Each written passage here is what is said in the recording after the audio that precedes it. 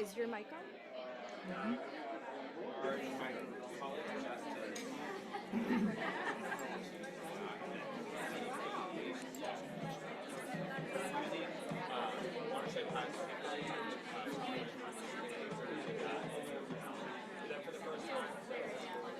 Oh. Are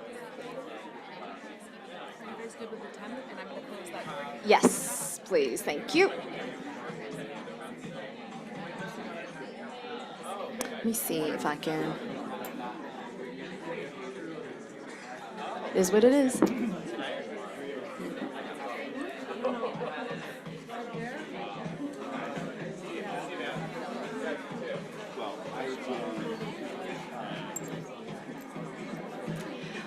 Wish we could. Should we even just go? Let's just go. Go ahead. Let's just skip it. Okay.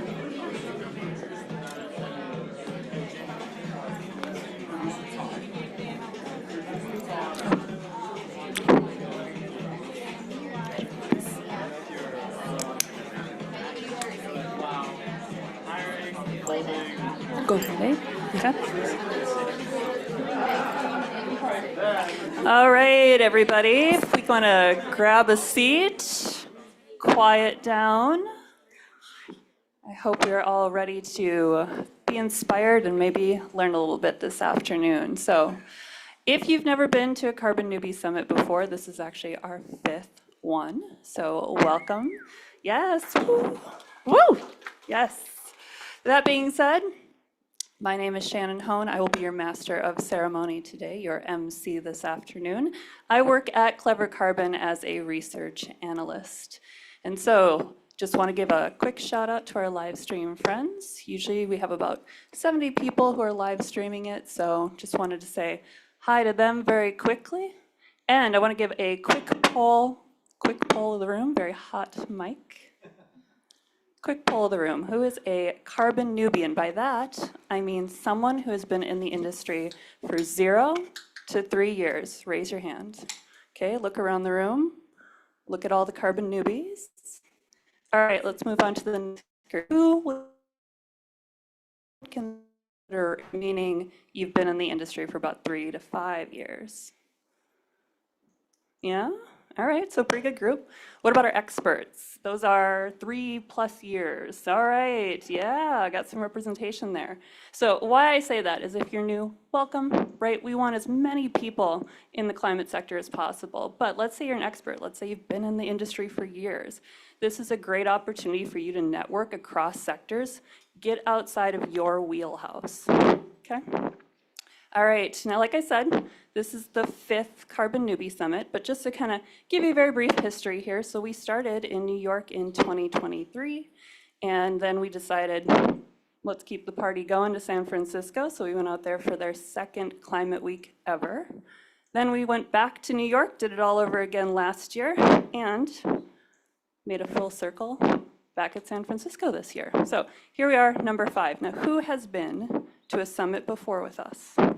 Yeah. Has anyone been to all of the Carbon Newbie Summits? No? Well, yeah, besides Michelle, yes. All right, very good. Just want to give a quick note here. So we are on a lot of different social media channels. So if you would like to follow us, learn about new events, I'm trying. It doesn't bend. Sure, you want to come up here? Sorry. So regardless, with social media, if you want to follow us, look at what our next event is that's coming up, please get your phone out, scan these. Be a really good way to keep up on what we're doing. Can everybody still hear me fine? Yeah, all right, great. That's all that matters. All right, and I want to give a quick shout out here to Michelle. Look at her, she's also our tech, yeah. That being said, I'm going to turn it over to Michelle for opening remarks. So Michelle is my mentor. I think we talk every single day almost.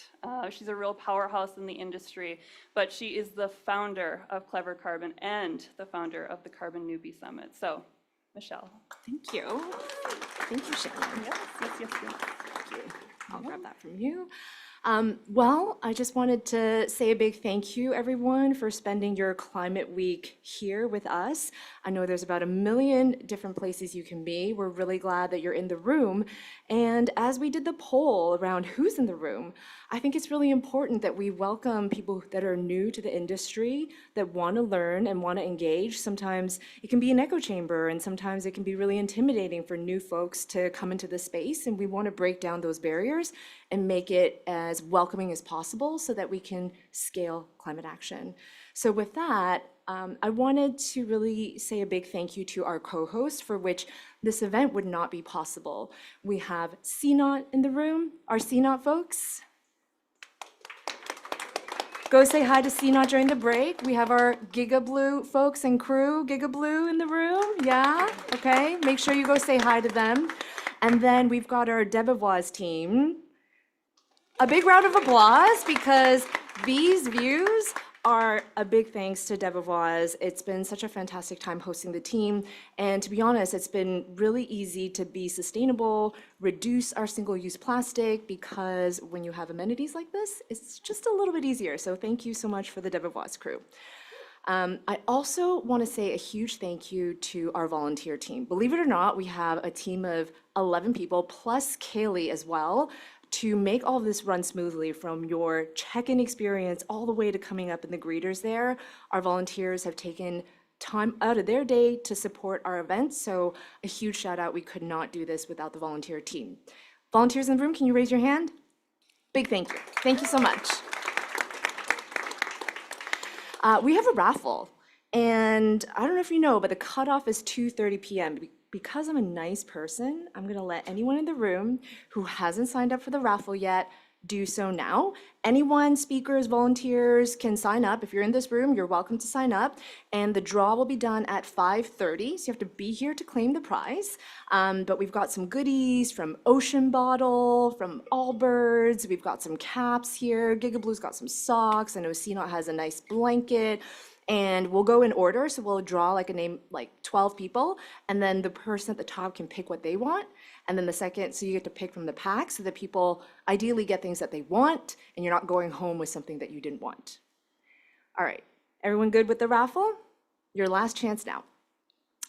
I also want to say that this is a really special Newbie Summit, because if you know me, you may know that I do a lot of advocacy work on the ocean.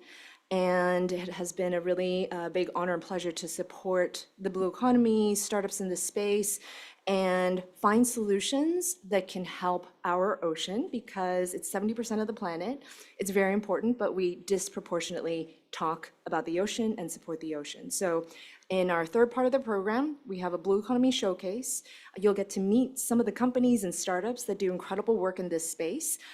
We have many that are in New York Climate Week, out and about. So these are the logos. If you see them, say hi to them and find out how you can support them. And I'm also very proud to say that our event is Blue Standard verified. So what that means is we go through a checklist of different items to make sure that we're being friendly to the ocean, reducing single-use plastic, serving mostly plant-based on our menu, encouraging people to do things like, we've got the reusable name tags, et cetera. And if you do events, or if you have an office and you're interested in supporting the ocean and being kind to the ocean, we have our Blue Standard team here, Elizabeth, make sure, and Dawn over there, so go chat with them. And, why are we doing this work? Why do we need the Carbon Newbie Summit? And this is one of my favorite slides. I have a really talented designer, and I want to set some context. Pre-industrial levels of CO2 concentration were 280 parts per million. And it was this case for the last 800,000 years almost. And at the pre-industrial time, we had had our last ice age, that we lived in a planet where there was abundant biodiversity. Like, imagine yourself during this time, what were you smelling? How did the ground feel under your feet? What sounds are you hearing? There's probably a lot of insects. But what are you smelling? What are you seeing? Like, this was a time of incredible biodiversity and abundance. And at that time, the CO2 concentration was at a sweet spot of 280 parts per million. In the past, it has been as high as 10,000 plus. But right now, pre-industrial levels were 280 parts per million. Fast forward many, many years, and we've been using fossil fuels, and we are no longer in paradise. The average CO2 concentration in 2024 was around 424 parts per million. It may not seem that high compared to pre-industrial levels, but apparently our planet is quite sensitive to the amount of CO2 in the atmosphere. So we at Clever Carbon, Shannon is a research analyst. Every month, she tracks what the CO2 concentration is, and she publishes that information on our social media because we want to normalize that information. When I say 6.3 on the Richter scale, you know what that means. But when I say 424 parts per million, one of the most important metrics, people are like, not really sure what that is. But it's okay because numbers are easy. No one knows what the Richter scale is, but we know if it's 6.3, we call our friends, and if it's 2.1, we text them or look at their Facebook status, right? So the work that we do at Clever Carbon is to establish this level of basic foundation for everybody. And if you're curious when you were born, what the CO2 concentration was, mine was 341 parts per million. Yes, you can find out how old I am, that's fine. You can use the QR code. You can find out what the CO2 concentration was when you were born. When Taylor Swift was born, I believe like 1984. It was 352 parts per million. And I want everyone to also guess, in 2030, what will the CO2 concentration be? And that could be something that you mull on. You can DM me on LinkedIn. You can send me an email on your thoughts. But I want everyone to take a moment to really contemplate and think about that question. And the reason why we host the summit and do the work that we do at Clever Carbon is because what gets measured gets changed. So with that, I am so excited. We are in for such a treat to have two incredible women leaders with incredible platforms join us today. Let's give a warm welcome to Shaila Raga from Time Magazine and Annie Horn from the NBA.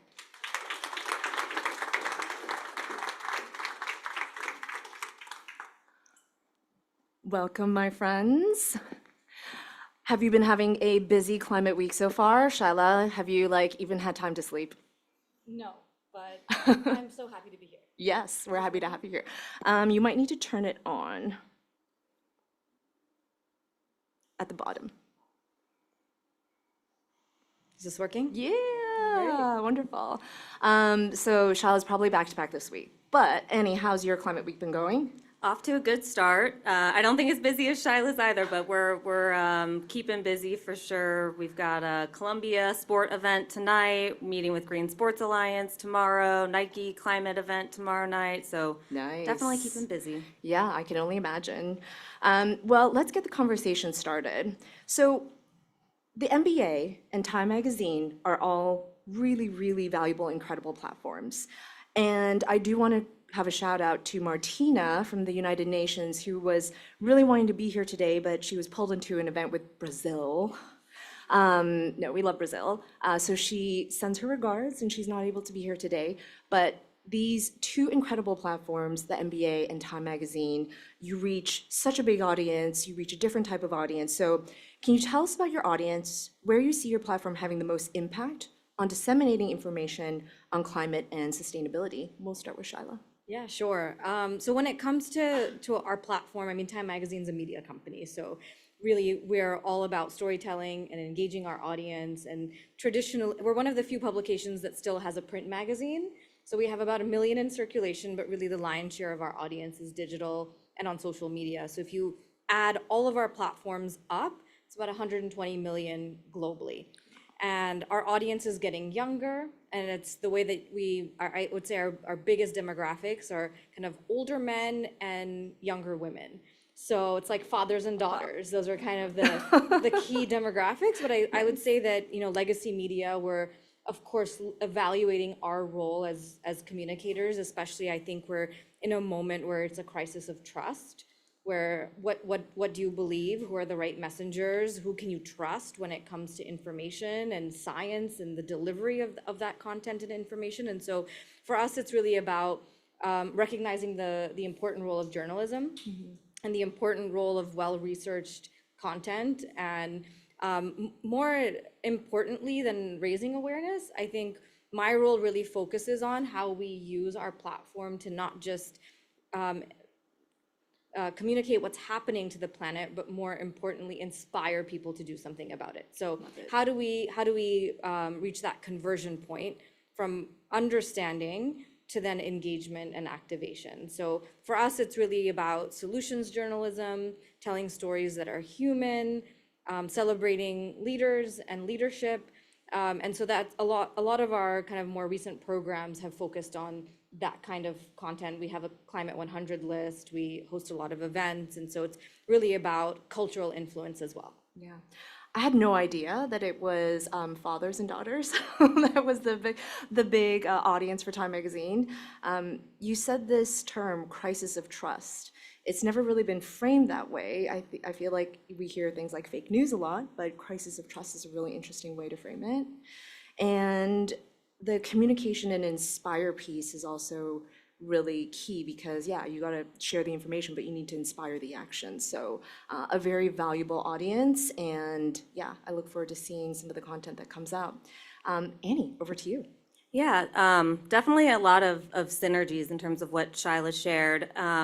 First, the NBA's audience is massive. About 1 in 8 people in the world are fans of the NBA, so a little over a billion. 1 in 3 Americans are fans. Our demographic leans younger, multicultural, global. Fairly even split in terms of gender, slightly more male fans. And I think in terms of, our unique ability to disseminate information on climate and sustainability, a lot aligns with what you shared, Shyla, just in terms of being the trusted messenger. We're unique in that we have these incredible voices from our players who people listen to more than their parents, government officials, anyone, more or less. And so those authentic voices are really important for us to identify and to lean in on to help inspire our fans. So the player voices is one. Obviously, we are lucky in that we have a huge ability to share out information via our broadcast channels, our digital, our social. Our social media following is more than the 3 other US major leagues combined. So we have a really unique ability to reach fans on social media as well. And then there's the cultural influence part. So people follow the NBA and follow us from a cultural standpoint, what players are wearing, what they're doing in the community, what shoes. And so, I think we have that unique ability to help bring this conversation into the forefront. We know 4 in 5 NBA fans deeply care about this issue, but we also know that 65% of Americans aren't talking about this at home with their friends and family. So how can we help inspire folks to talk about this, to act on it? And then we, of course, have our games and live events and these in-person touch points with fans that are great vehicles for educating, engaging, and driving awareness. Wow. So many stats that I'm learning. 1 in 8 individuals are NBA fans. That's pretty incredible. And I'm also really excited for the new audience that you're going to be reaching via leagues like the WNBA.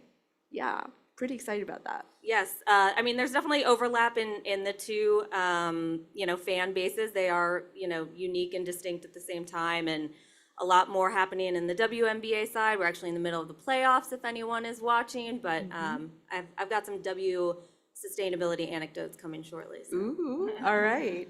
So on that note, can you share some recent initiatives on climate and sustainability from your organization? And Annie, I believe we're going to be starting with you. We've got some visuals on the slide there. Yes. So this first one is a program that we launched this past season through our NBA Launchpad program, which is run by our new business ventures team. It's essentially the league's incubator. So working to identify smaller stage companies that align with the NBA's business and basketball priorities.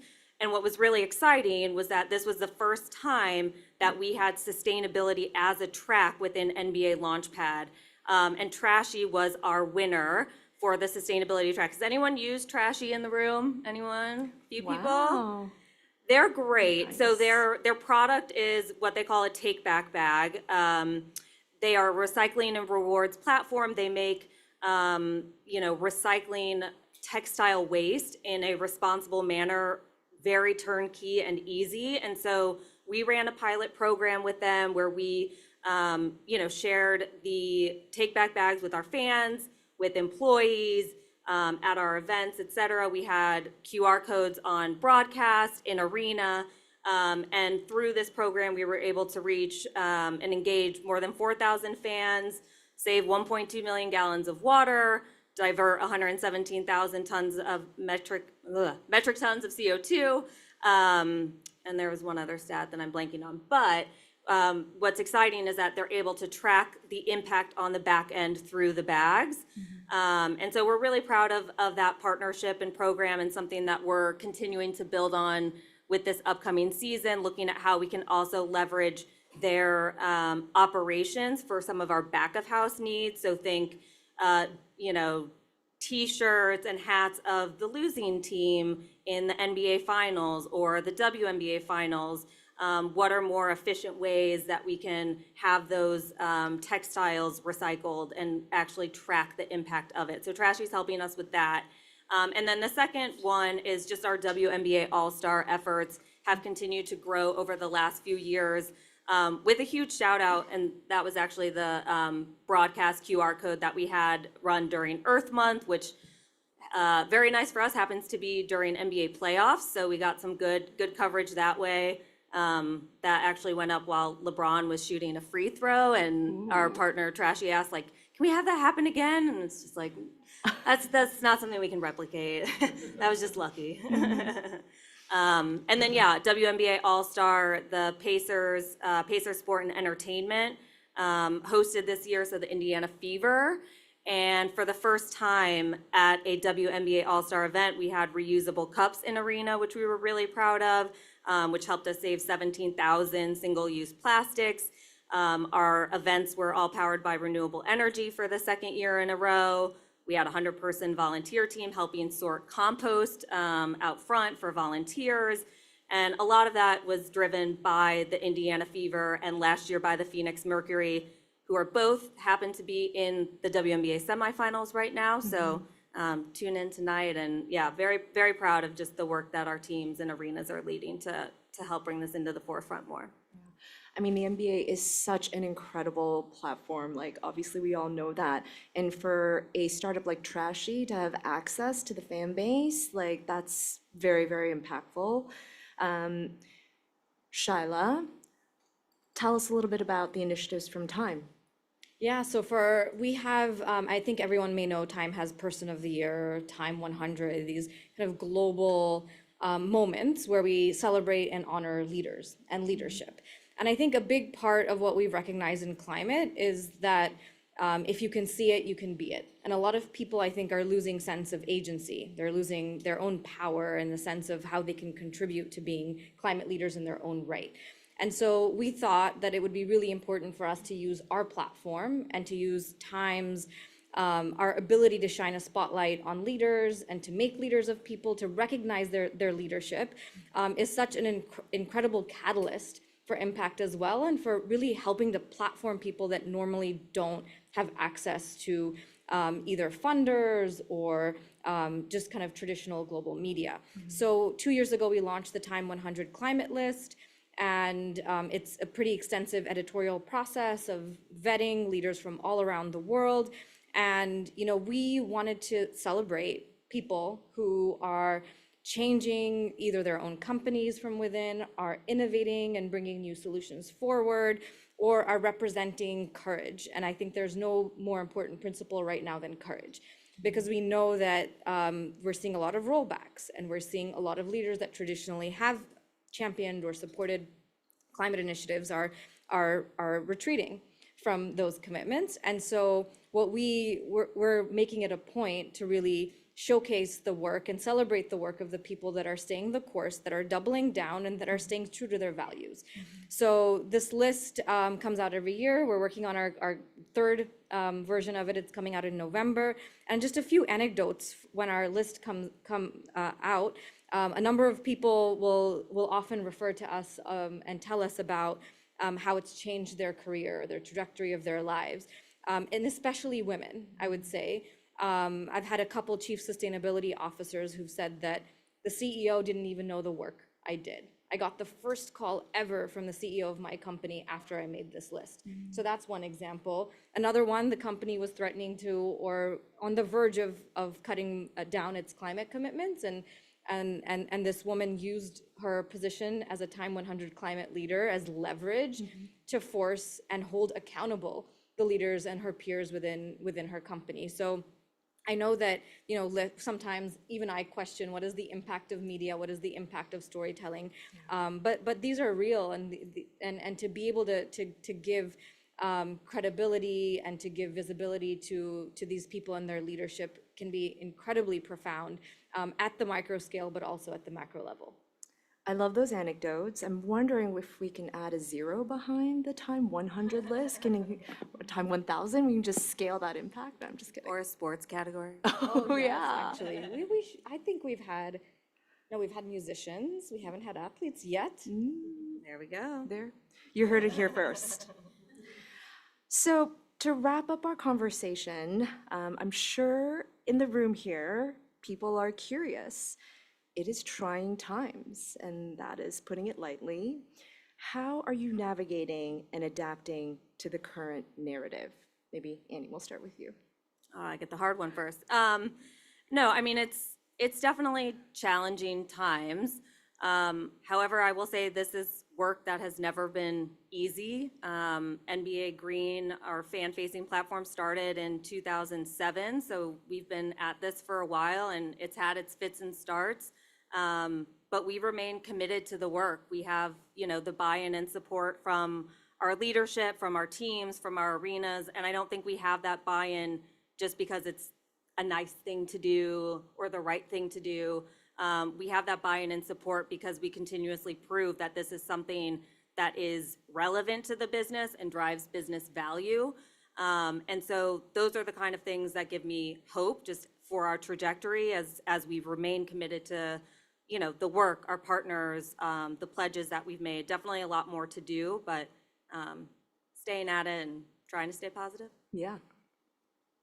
Yeah, so I mean, from my perspective, I think that it's been really challenging because I alluded to this earlier, that we're seeing this phenomenon of green hushing, where a lot of companies previously were celebrating their work on sustainability and climate and talking about it publicly, but there's been a little bit of a silencing where I think a lot of companies are censoring or just not talking about it because they're fearful of the backlash or fearful of being associated with something that might not be perceived popular politically in particular. So I think it's forced us to also reckon with how do we communicate about climate. And I think too often in the climate community, we've assumed that science and fact will lead to action, right? So all of our climate communications is, this is how much plastic is being produced, or these emissions are going up, and we assume that people are going to internalize that fact, and naturally, well, we have to reduce emissions, and therefore I'm going to stop doing X, Y, and Z. Well, that's just simply not happening. And when we think about behavior change, when we think about what motivates people, it's quite simple. It's jobs, it's of their families, and ultimately it's their financial stability. So as we look at that reality in terms of what motivates people, and we look at companies also not wanting to lean in on climate-focused messaging, a big part of what we're exploring and increasingly doing is telling stories that really connect climate action and business value. So really focus on the fact that it's good business, that it's good for retaining employees, it's good for reputational risk, it's good for your supply chain. It's good for upcoming regulation. So focus on all of the benefits of climate action that are going to hit your bottom line rather than this is the right thing to do. And that's going to be a winning strategy that's going to persist even beyond this political cycle. Yeah. Thank you for sharing that. I think that there's just going to be a lot of unknowns that creep up between now and, whenever the kind of 3 years coming is going to be, and we have to remain nimble, but having the right leadership, inspiring that action, I think is going to be really, really important. And I'm glad that we have the two of you doing the work that you do and leading your teams and helping us accelerate climate action. So with that, I want to say thank you to Shyla and Annie. Thank you, Michelle. Thank you.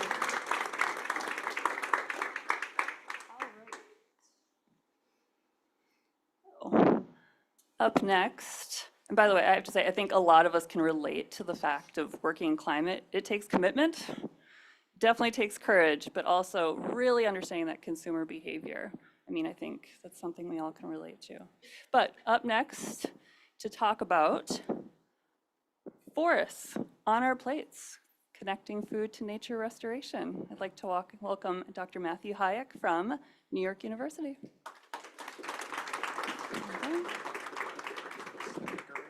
Yep. You want to advance? Just take that. There you go. All right. Hi, everyone. Thanks so much for the Clever Carbon team for having me. Is this coming out right now? Okay, great. I don't, Matt. Oh, it's not. On the bottom of the microphone, there should be a switch to turn it on.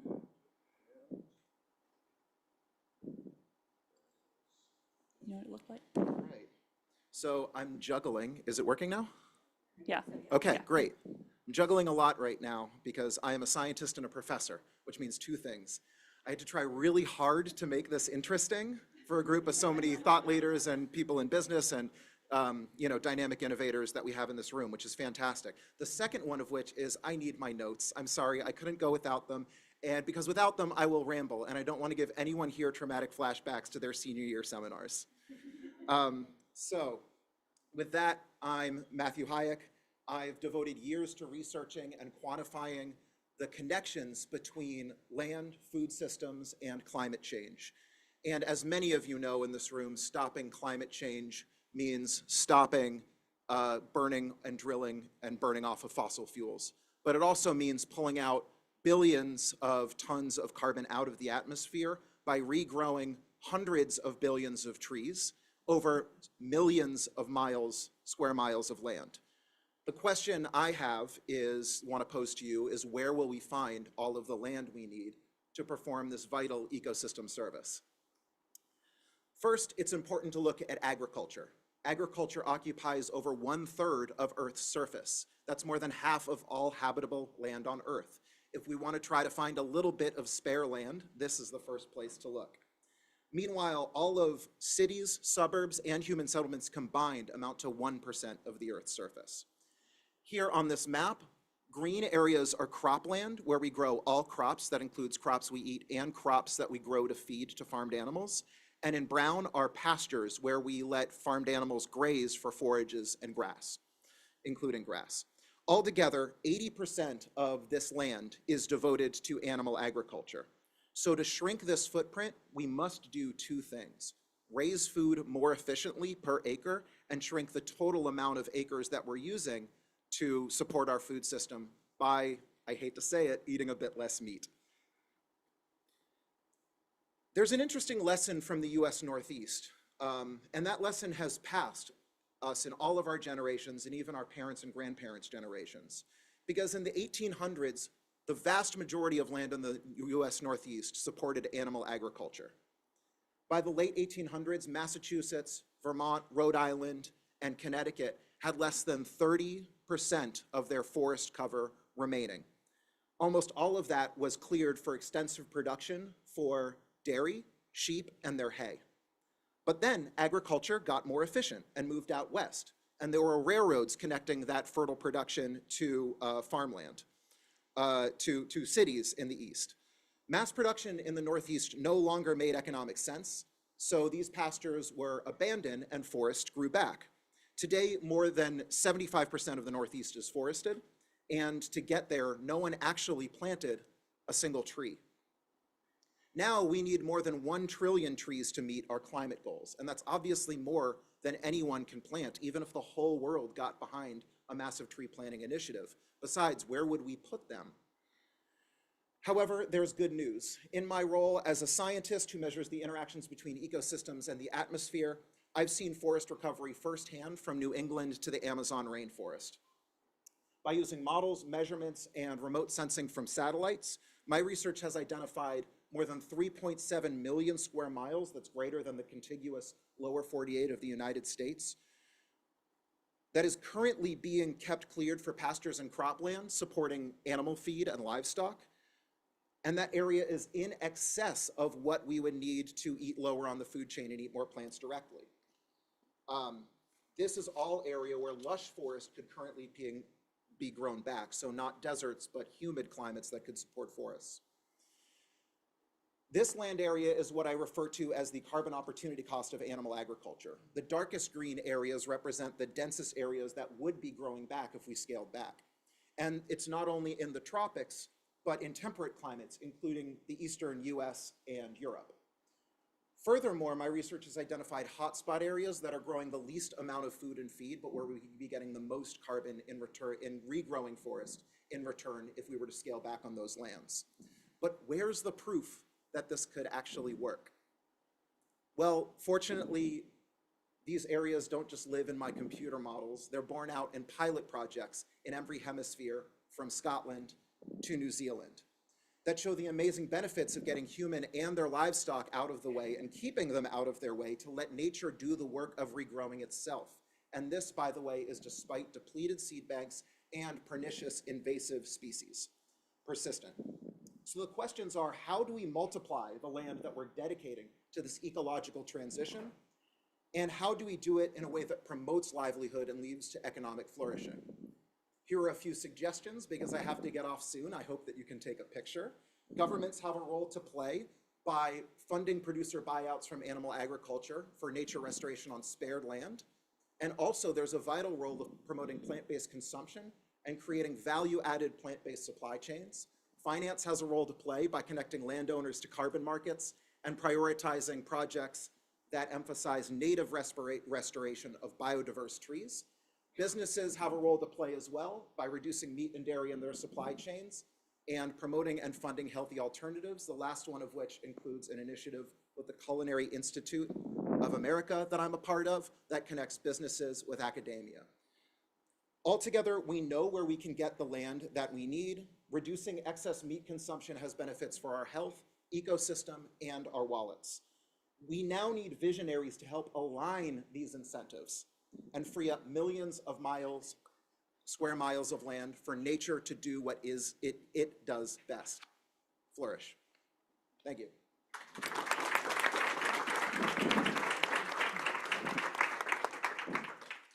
Thank you, Matthew. I'll take the clicker from you there. All right. So yeah, I think that that's a great story to tell, is that ultimately, to make change, it's not just one sector, right? It's business, it's government, it's finance. So it's got to be everybody involved. Up next, as a perfect segue, once we're done eating, Life After Leftovers, the Science of Composting, with Dr. Yushu Shia from Columbia University.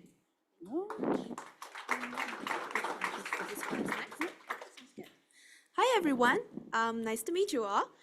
So I am a soil scientist from Columbia University, and today I'm going to talk about the science of composting.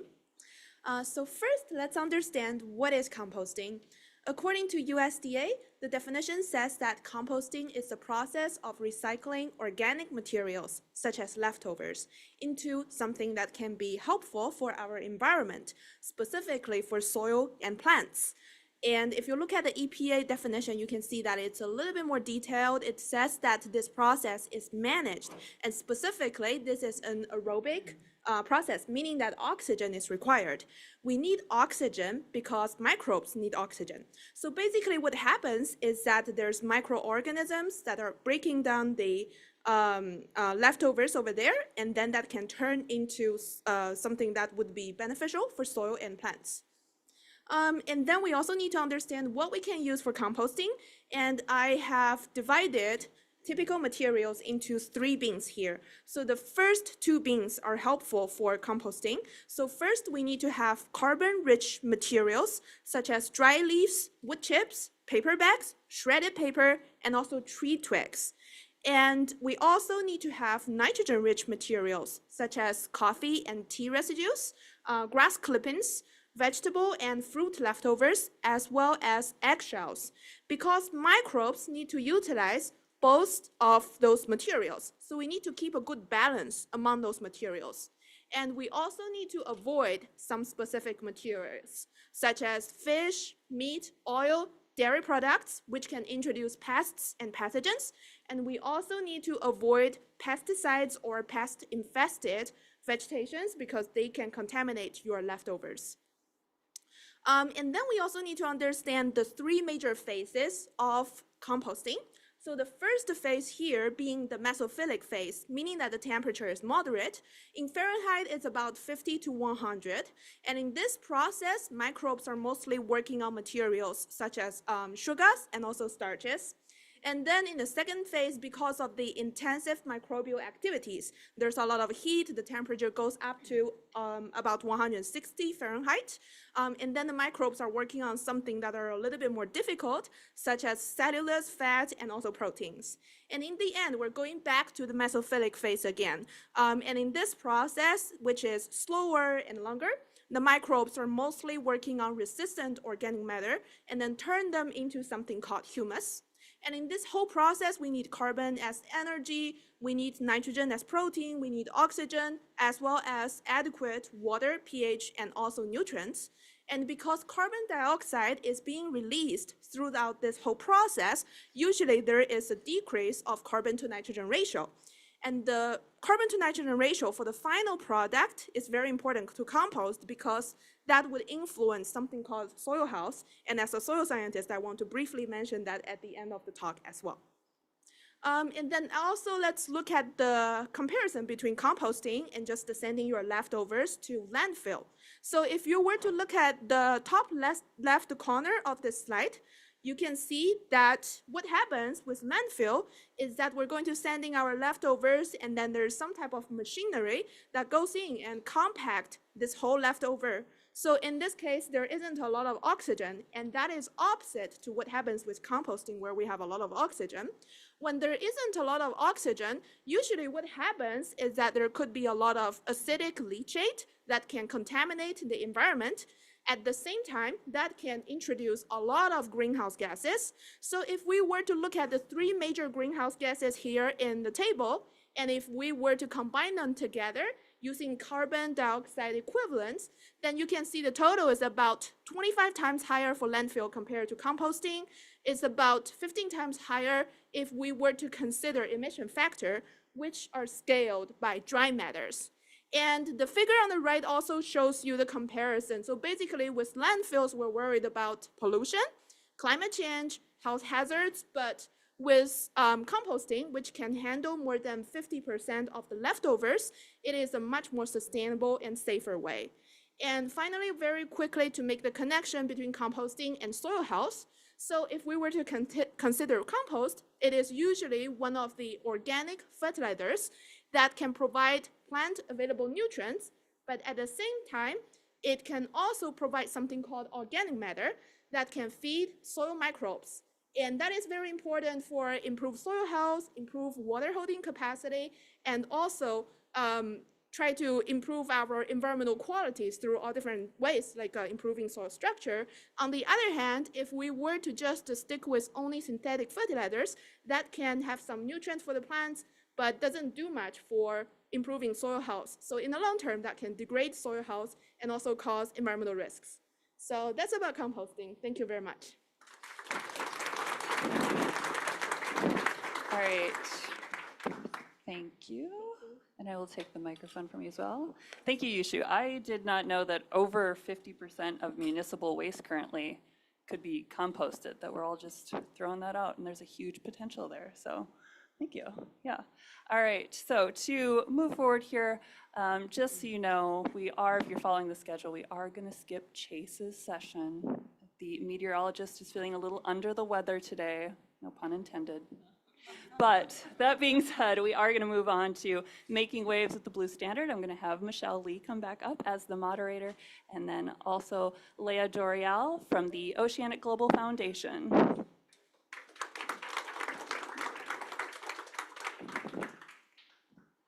Hi. This one? Great. Is your mic on, Leah? I think so. Oh, Testing? wonderful. Yeah. Yeah. Hi, everyone. Yeah. So Leah and I go back a little bit. We met in the ocean space, and I personally was very inspired by what Blue Standard was doing because I don't know if many of you know, but I actually come from the corporate world. I used to work at Salesforce and DocuSign before I pivoted into climate work, and I see Blue Standard as a really important tool for corporates to start leaning in, understanding their impact on the ocean, whether you're professional services, whether you're a CPG. So I'm very excited to have Leah here share a little bit more about the work that she's doing. So Leah, tell us about Oceanic Global, which is sort of the parent organization, and how the Blue Standard came to be. Well, first, thank you so much for having us and for always Blue verifying. It was such an amazing partner, and Michelle is actually an advisor to the Blue Standard too. So Oceanic Global is a nonprofit that looks at reconnecting people back to the ocean and then looking at practical solutions to come back into balance. And so one of our programs, which is really the B2B program, is called the Blue Standard. And it really came out of a need of, we saw in 2017, 2018, a lot of governments around the world starting to make these really bold commitments around eliminating single-use plastics, but really not being able to actually engage specific industries like hospitality and tourism around this. So we developed Blue to meet businesses where they're at, to help them eliminate single-use plastics first across their supply chain, so looking at turning this off at the source, and then looking at additional Blue actions that you can take. So you just saw a presentation on composting, but it could go anything from responsible seafood to energy to water. And that's the really beautiful thing about the ocean. So many businesses are so disconnected. It's so focused on the green components. And so Blue really fits in this criteria of we are all impacting the ocean, whether we like it or not. And the reality is, as businesses, we have a responsibility to be shifting how we're currently operating across those supply chains. Yeah, thank you, Leah. So what types of companies subscribe or receive verification from the Blue Standard? You've got some big brands in there. Yeah, so it's been beautiful to see how Blue has grown so organically, actually. So we've worked with over 500 businesses now in 55 countries around the world. And that could be very small local businesses to much larger ones. So for example, this morning we actually held a roundtable around the Blue Standard and looking at how do we scale Blue solutions, but very much more focused on built spaces, real estate. So one of our partners, for example, is Brookfield Place, and we worked with them to verify their first food hall over the last few years, to working with much larger corporations like Anheuser-Busch and Corona, where we work with them to Blue verify all of their activations globally. So for example, including sponsored events like things like the Olympics, which is really exciting, but also linking that with community-based projects on the ground. So the really beautiful thing about Blue is there is a set criteria around it. We get all the really kind of practical impact metrics, but we are able to kind of push the boundary and design how these businesses are interacting also from a nature lens too. So for example, starting to do community-based grants through that, or looking at charity partnerships and cause marketing, because the reality is these businesses are interfacing with customers constantly. So this is a really beautiful touch point to look at what does that look like to be in balance, as well as employees. So we also work with a lot of office spaces, and this is an opportunity for an office environment to start to embody a lot of this work and hopefully trickle into other ways and spheres of influence. Well, I'm going to shout out Salesforce because I know their office in New York is Blue Standard verified. Can you maybe name like a couple of things that they did at their office to become Blue verified? So Salesforce is actually one of the earliest office spaces that we worked with, and they are an amazing company because they're so embedded actually in the oceans at such a leadership level. And so we actually worked with them. It was actually through their employees. They came to us and they said, we would love to be able to bring this in. And that was really beautiful to kind of see more of like a bottom-up approach there. And that's something that we're seeing a lot actually with office spaces.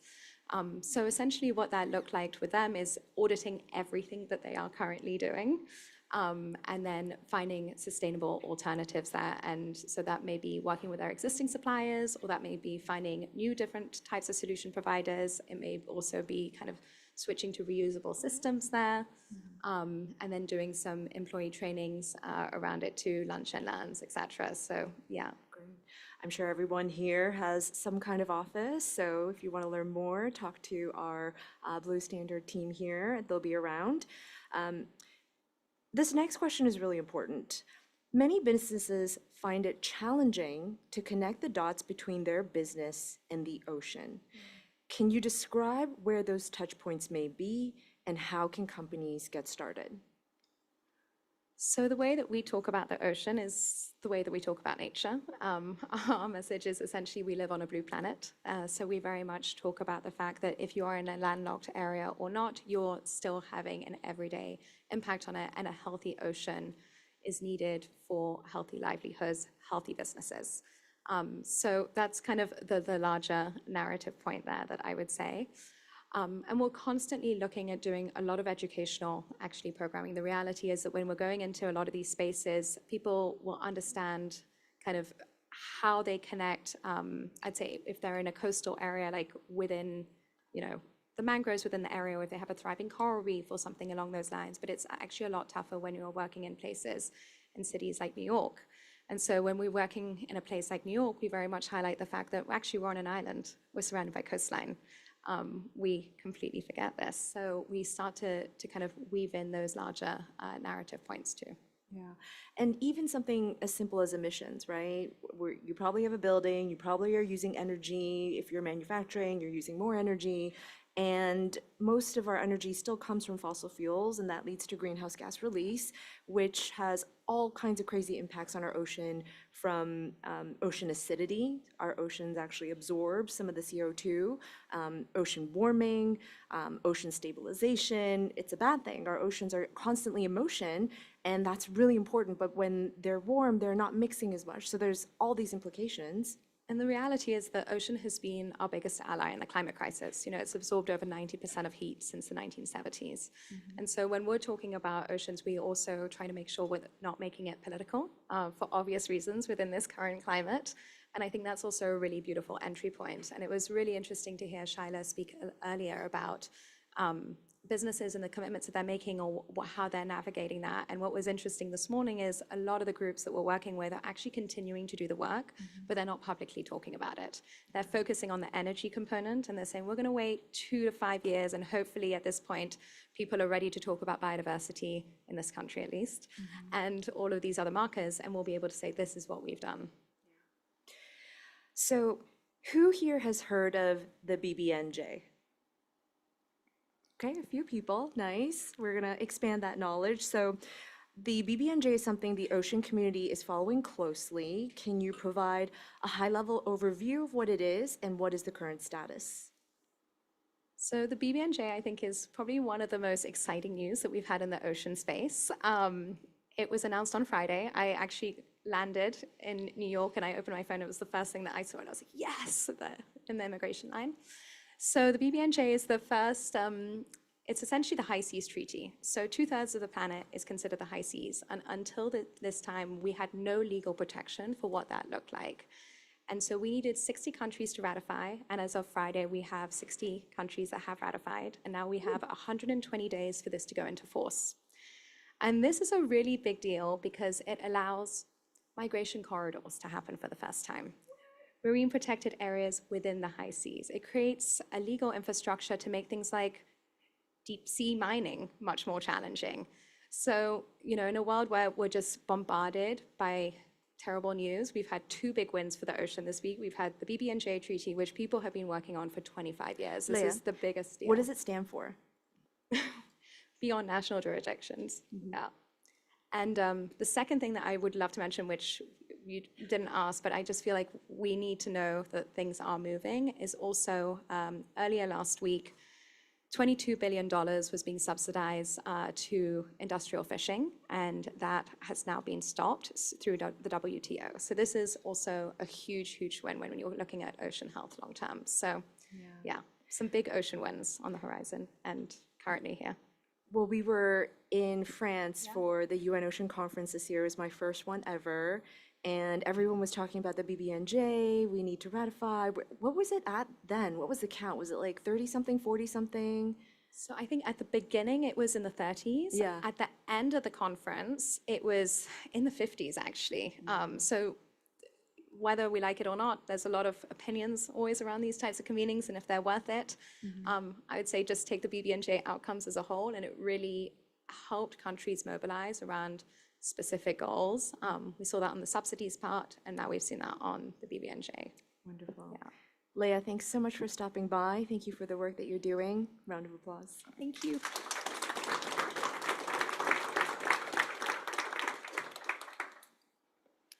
All right, so that is the end of our first section. So if you'd like to take this time, maybe have a bathroom break, grab a snack, get something to drink, and we're going to have a 15-minute break, okay? So there's going to be a timer on the screen. When the timer hits the 2-minute mark, I want people to start moving back to their chairs, wrapping your conversations up, okay? We will see you in 15.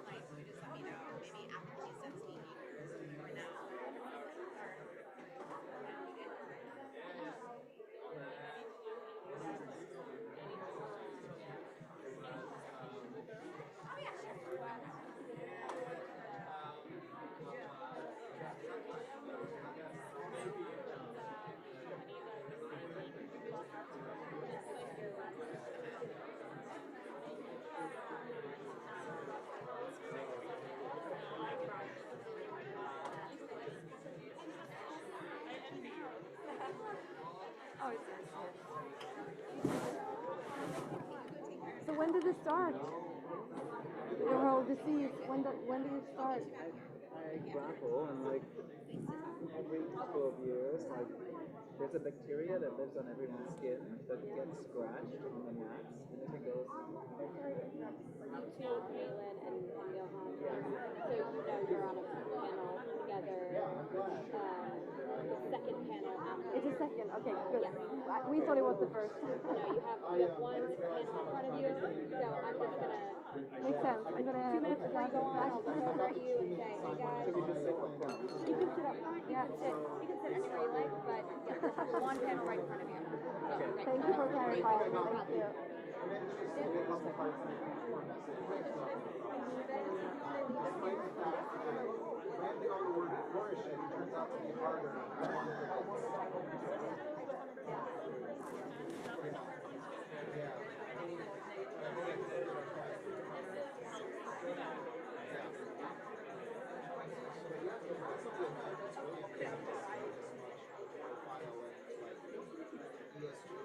a little alien light behind someone.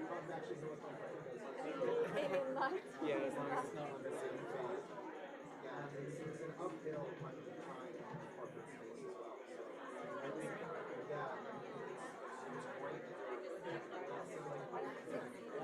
it's great. It's great to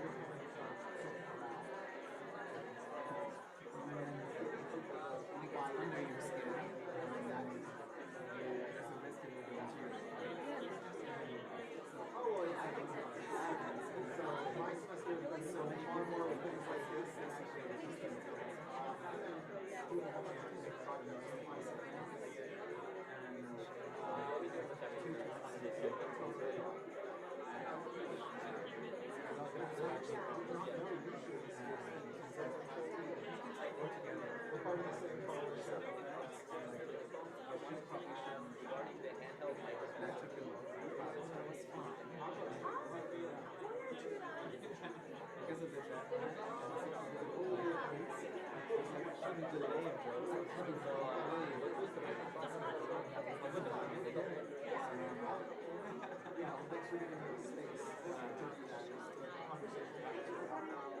much for having me. Yeah. Yeah, absolutely. Y'all made it worth it. This is a great honor. Yeah. I'm gonna know a little bit.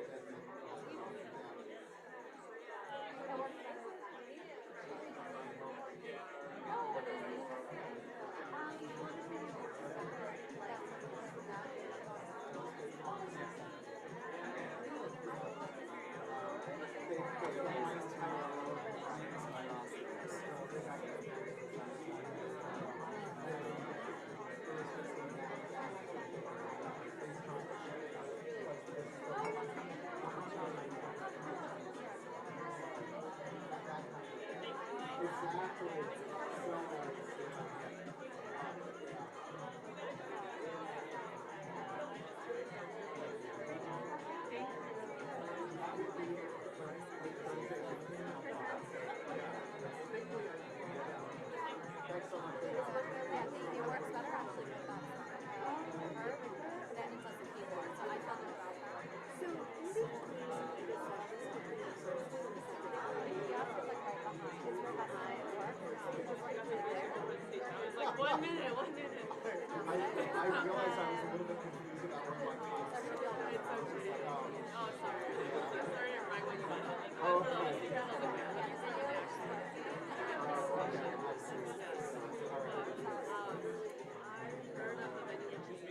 Yeah.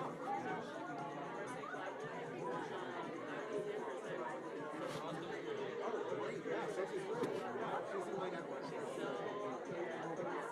don't know if she's. I'm trying to remember if she was on my last call, but she's not leading it. I think she's on doing her own consulting.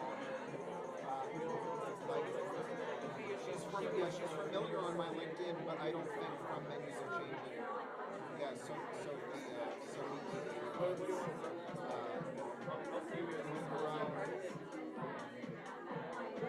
full table solutions. It's just a number of academics. One of the Christopher Gardner.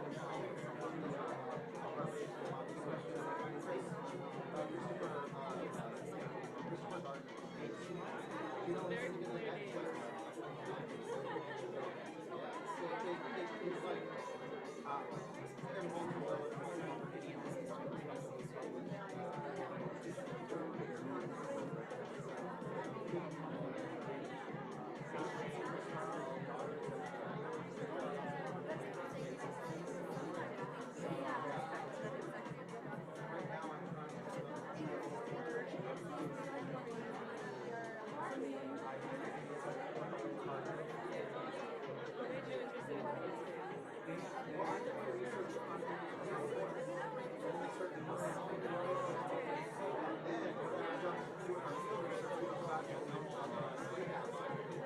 You're like, wait a minute. You're like, wait.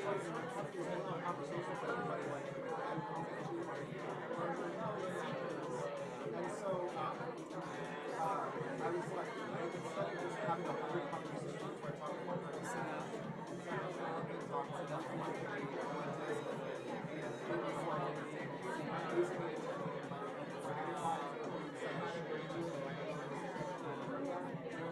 so I started getting more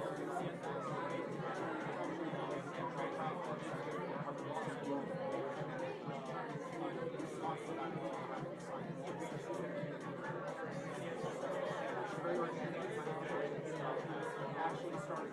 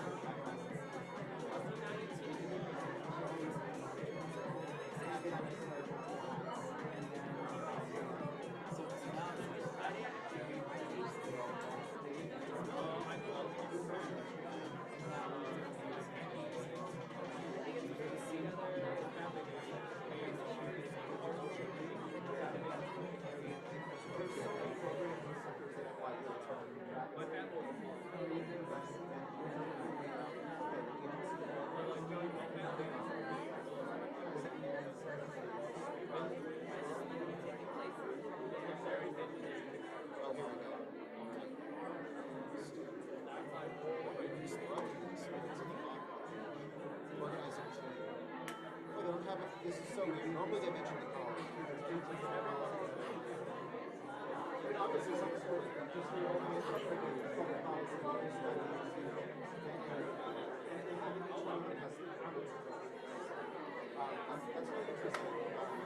I'll just take a picture of the. Yeah, please do. Yeah. I might not. Let's see what that looks. I might need to turn mine. Yeah, that's the problem.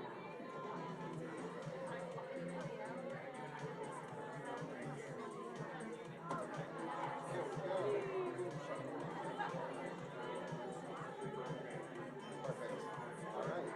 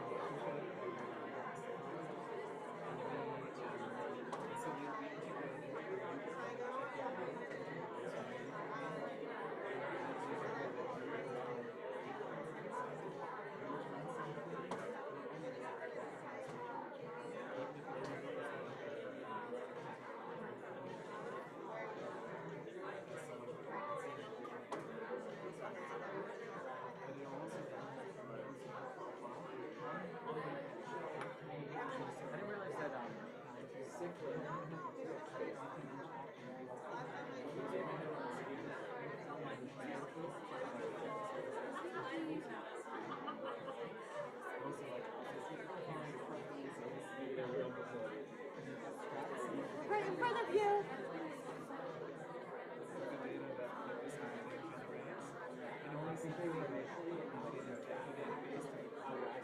Hi, good to see you. You always have the cutest Really? Yeah. Oh, do you use that a lot? Yeah. I love it.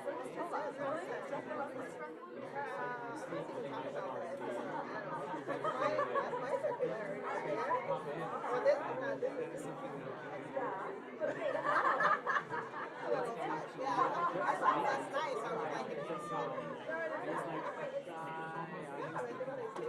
I love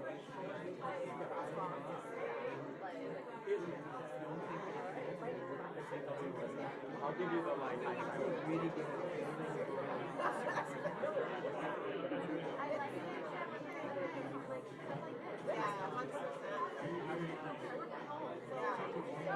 Are you an answer? Yeah.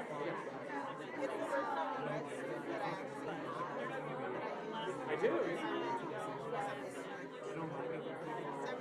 Great. Where do you say we are? Moderators? That's fine. Moderators here. We're free to roam.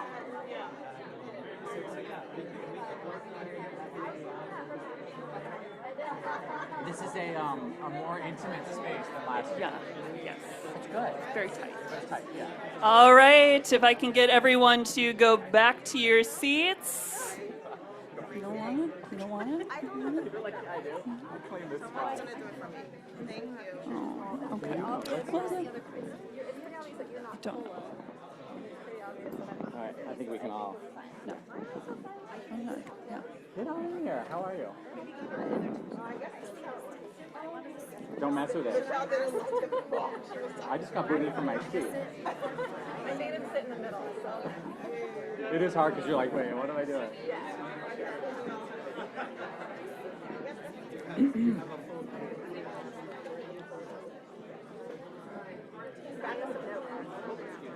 Oh, really? I should have. Oh, thank you, man. My problem is I just like. there's All too much in my right. head that I just need to say. Yeah. Totally. Yes. I know we were all enjoying that Italo disco soundtrack, but next is one of my favorite moderators, Tola St. Matthew Daniel. She has the ability to take very complex projects and yet make it so everyone in the room can understand it. She's from Kairos and Tola Inc. Joining her will be Janelle Shapiro from Train Technologies, and Andrew Savage from Lime will be joining us again this year. So, Tola. All right, so now you've set expectations super high, and I like to approach this as a real carbon movie. I usually say carbon dummy, but Michelle doesn't like it. But you know, we all get smart after this. So, hi everyone. Like the picture says up there, my name is Tola, and I'm really excited to moderate this panel because of how circularity shows up in my life, right? So my wardrobe's on rotation, my transportation's on demand, and the recycle bin hates to see me coming. And like in general, it's like my life motto is sharing is caring, but that is definitely not all about like what circularity is all about. And so we're going to hear from two experts that can give us the real down low on what circularity means. And so Janelle, Andrew, if you could break it down for a really smart friend at Central Perk, maybe his name is Joey or something, what is circularity beyond me looking fabulous and recycling? All right, Sure. Is this working? Yes? it's on. I don't know what button's on. Okay. Hi, all. My name is Janelle. I lead circularity for Train Technologies. Get into our business in a second, but just to answer Tola's question on what circularity really means, it's a really complex word. It seems very simple, but to be honest, it's incredibly complex. I think what's most essential is to start with what the opposite of circularity is, which is linear.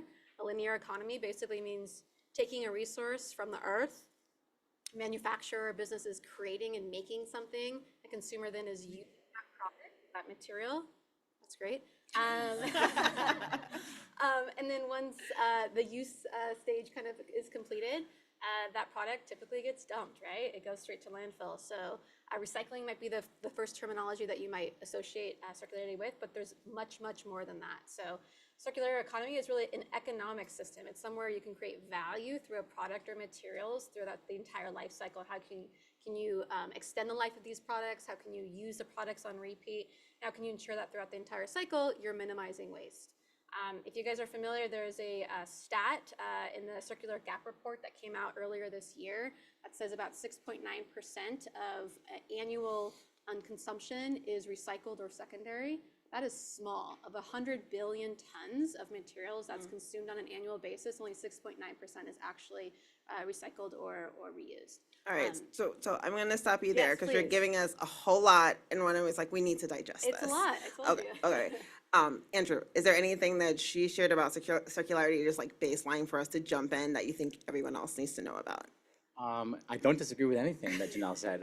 I think I would just add one other piece in terms of the consumption side. When we think about circularity, one of the foundations of circularity is the notion that you can actually have a shared economy versus a individual ownership economy. And so, of course, at Lime, if folks don't know, we operate e-scooters, e-bikes, that are shared. And so the notion is that we just don't all need to own every little thing that we use day in, day out, and that can apply to transportation as well. So that's the line right there. That there is an Okay. example of some lime right there. And, just as an example of why that really is so important, the UN projects that there'll be an additional 2.8 billion people in cities by 2050. That's a huge amount of population growth in cities. We have to design cities in a sustainable way, which also means that we don't all need to own every little thing. So that's sort of the foundation of how we think about circularity. And then, of course, we think about it within our businesses, I'm sure, which we can talk about. Okay, and you stole my next question. Uh-oh. So I'm just going to go back to Janelle and say, tell me how this lives for you at Train on your everyday. Yeah, so Train Technologies, we are a global climate innovator. We build heating and cooling systems for all types of buildings. Commercial buildings we perhaps are sitting in today might have a Train system, all the way down to residential spaces, so possibly your home might have a heating system or cooling system there. We also have on-road transportation refrigeration systems, so think about the trailers and trucks that drive produce and medicine across the states or globally. We provide the products that can cool those systems as well. We see circularity in kind of three facets. The first is design, I think is really critical.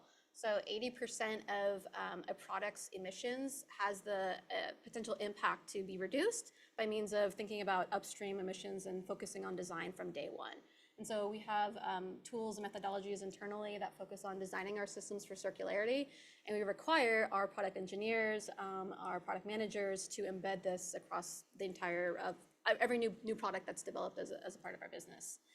The second kind of chapter I would say that circularity plays a role in our business is our operations. So how, when we're actually building our products, those that you see here on the screen, how do we ensure that we're doing that in the most effective way? What type of resources are we putting into those products?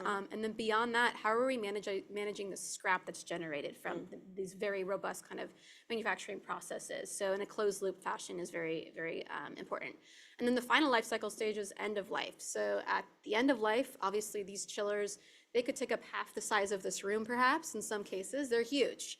And obviously not all of them, but many of them. And so how do you disassemble and dismantle and recover the core components? How do you remanufacture certain systems and components to get the highest, best value of those products? And we have service teams and organizational groups who focus on that. Awesome. So Andrew, I'm going to come back to you because we need to show Lime a little bit of love. And if you don't mind clicking back. So obviously there's the front end, what we all see, what we jump on, what does circularity look like behind the scenes or in the operations? And because it's consumers, yes, but it's also cities that you work with. Yeah, I mean, it's not enough for us to say we offer a shared product, we're part of the shared economy, so it's done. Our sustainability work is over. So our goal is to be running the most sustainable business possible. And one thing we also realized was that if we could not be a profitable business, we wouldn't have the long-term impact, the sustainability impact that we wanted to have. And so we really had to look at the full life cycle of our vehicles to figure out, all right, how do we get these vehicles to last longer? How do we make them more repairable? So the folks in the warehouse can actually repair broken vehicles, swap out parts. And frankly, when we started the business in 2017, that wasn't high on our list, right? It was deployment, it was getting into cities, it was making sure that riders loved us. And so certain things that we did, just to give some specific examples, we had the battery housed within the top tube that you see on the scooter. It made it impossible to get that battery out safely to be able to replace it if there was a broken battery. So we've redesigned to have a swappable battery so you can actually swap a fully charged battery in the street, diminishing or cutting the number of trips that need to go out to charge the vehicle in half, and also making it much easier to repair the vehicle if there's something wrong with the battery. You just throw in a new battery and go on your way, or fix the vehicle and the battery can be used somewhere else. So we really think about it from the beginning to end of our life cycle. And we've also done things in addition to repair and reuse within our facilities. Sorry, thank you, Michelle. We also have engaged with different partnerships to think about second life and continuous life of our products. So if it leaves our facility where we can't repair and refurbish in our warehouses, we have partnered with companies like Redwood Materials to take the rare earth materials within batteries and get that material re-injected back into the e-mobility supply chain. Another example is with e-motors. We've worked with cyclic materials to extract rare earth magnets from those e-motors and get those back into the e-mobility supply chain. So And are they coming to you guys to do that, or you're the ones going out and saying, hey, circularity works? Like, a little bit of both. I think we know that they're out there and they, offer a great service, and we're also looking for that service. So, and Janelle, on your end, like, who's demanding it? Is it homeowners? Is it data centers? Like, who's coming to? Who really wants this? Probably more on the data center side and Yeah. the kind of the end user customer side, I would say. There's a couple spaces that in particular that I think we hear a lot of requests on, especially in EMEA. So EMEA policy is much more progressive than here in the United States. I think that's probably typical for many sustainability Shame. topics. Unfortunate sometimes, yes, but we can learn a lot from them, which is fantastic. Climate change is a right? hoax. It's like, guys, it's real. Yeah, so I mean, a couple of things that comes to mind on what we hear a lot in customer demand is one is remanufacturing. Remanufacturing basically means that you're taking a core component of your system, and in our case, the heart of our system is our compressors. It's like the heart of a person, right? That flows blood through your system. This flows refrigerant through the chiller and basically helps to cool a space, right? In order for us to remanufacture this core component, we basically have to take apart that core. So similar to what Lime does is taking apart pieces of their module, we're able to do that as well. We take apart the compressor, send it to a remanufacturing plant or to a partner who's able to have the resources and skilled labor to do that. We pull it down back, to its parts of an individual bolt, right? Clean every single component of that and put it back together, repair it if necessary. And we have a cheaper system for our customers. So instead of buying a new compressor, they're now able to buy a remanufactured compressor that costs significantly less, and it services them exactly the same that they would otherwise. So that's a huge driver for us and some customer side of things that we see. Okay, so wait, you mentioned cheap. And we all have to talk about it because you got to follow the money, right? Someone told me yesterday, companies love to look good and to do good, but they don't want to pay to do good. And so, like, when you guys go into your customers, whether it's cities or writers or data centers, like, what's the sell that says circularity makes business sense? I mean, from us, I think we see it as it's not an added cost to our customers. Circularity is not embedded in any type of line item that we give to our customers.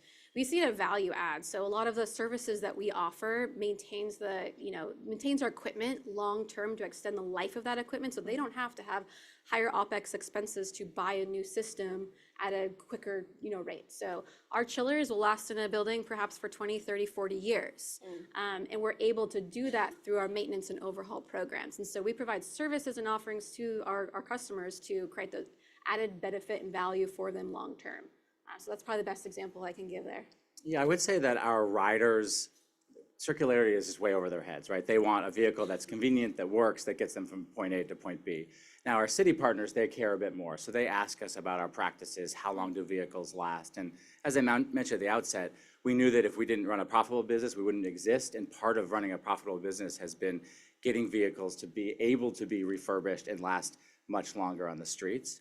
I think where it comes sort of rubber meets the road for us is often these things mean a good business decision. So working with Cyclic, working with Redwood, they're extracting a higher value material from us, and thus we spend less or actually gain more in a return for the end-of-life vehicles when we can't repair them ourselves. So in many ways, there's a win-win where there's an economy that's working, where they have a service, we have a product, and they are taking the highest and best use for that product.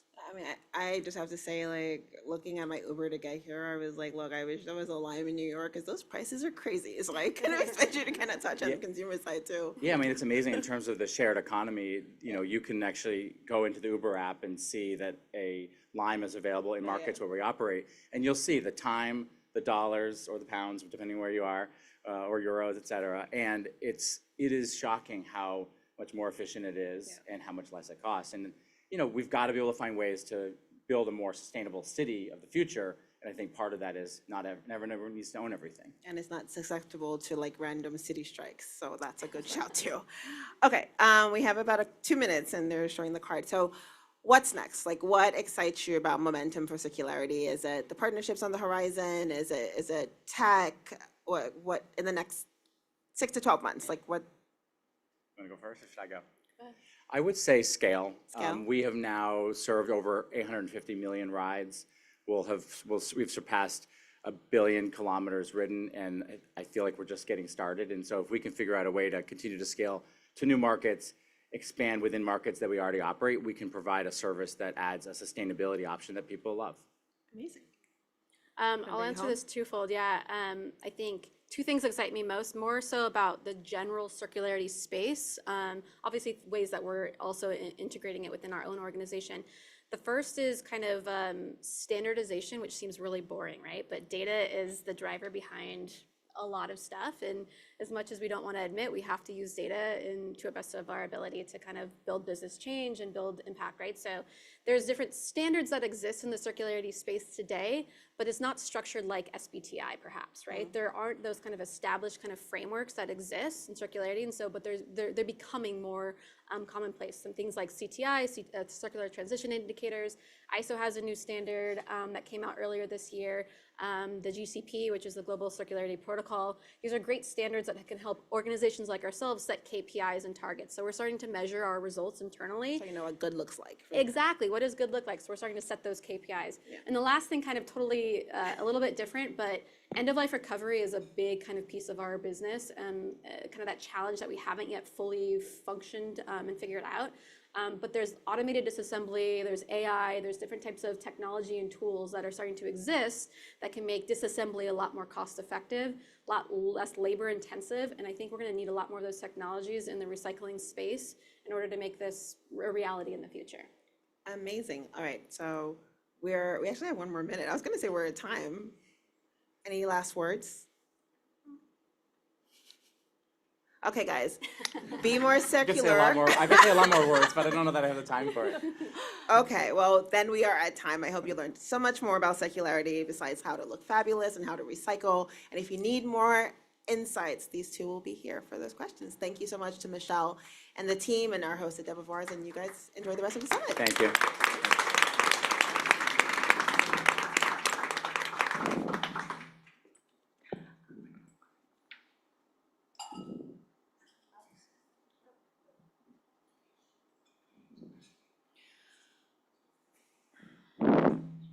All right, so we're just going to give our good friends at MasterCard and Pentatonic just a moment. Hello. To set up, make sure that everything's working My okay. prop is ready, so. Yes. Oh, you're gonna sit there. Okay, great.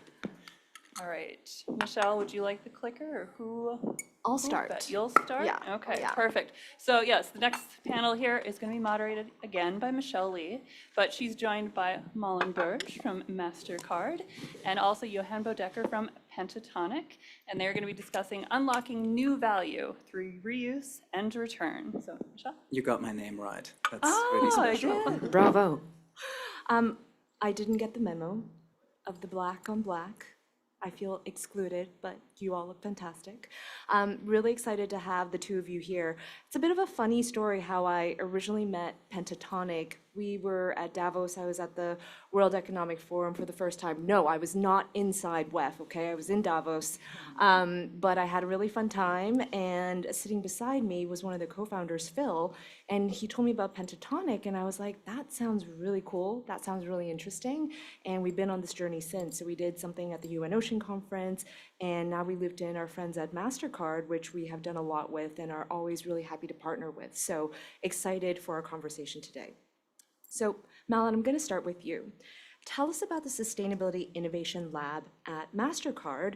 What types of projects are you working on, and what areas of focus are of particular interest?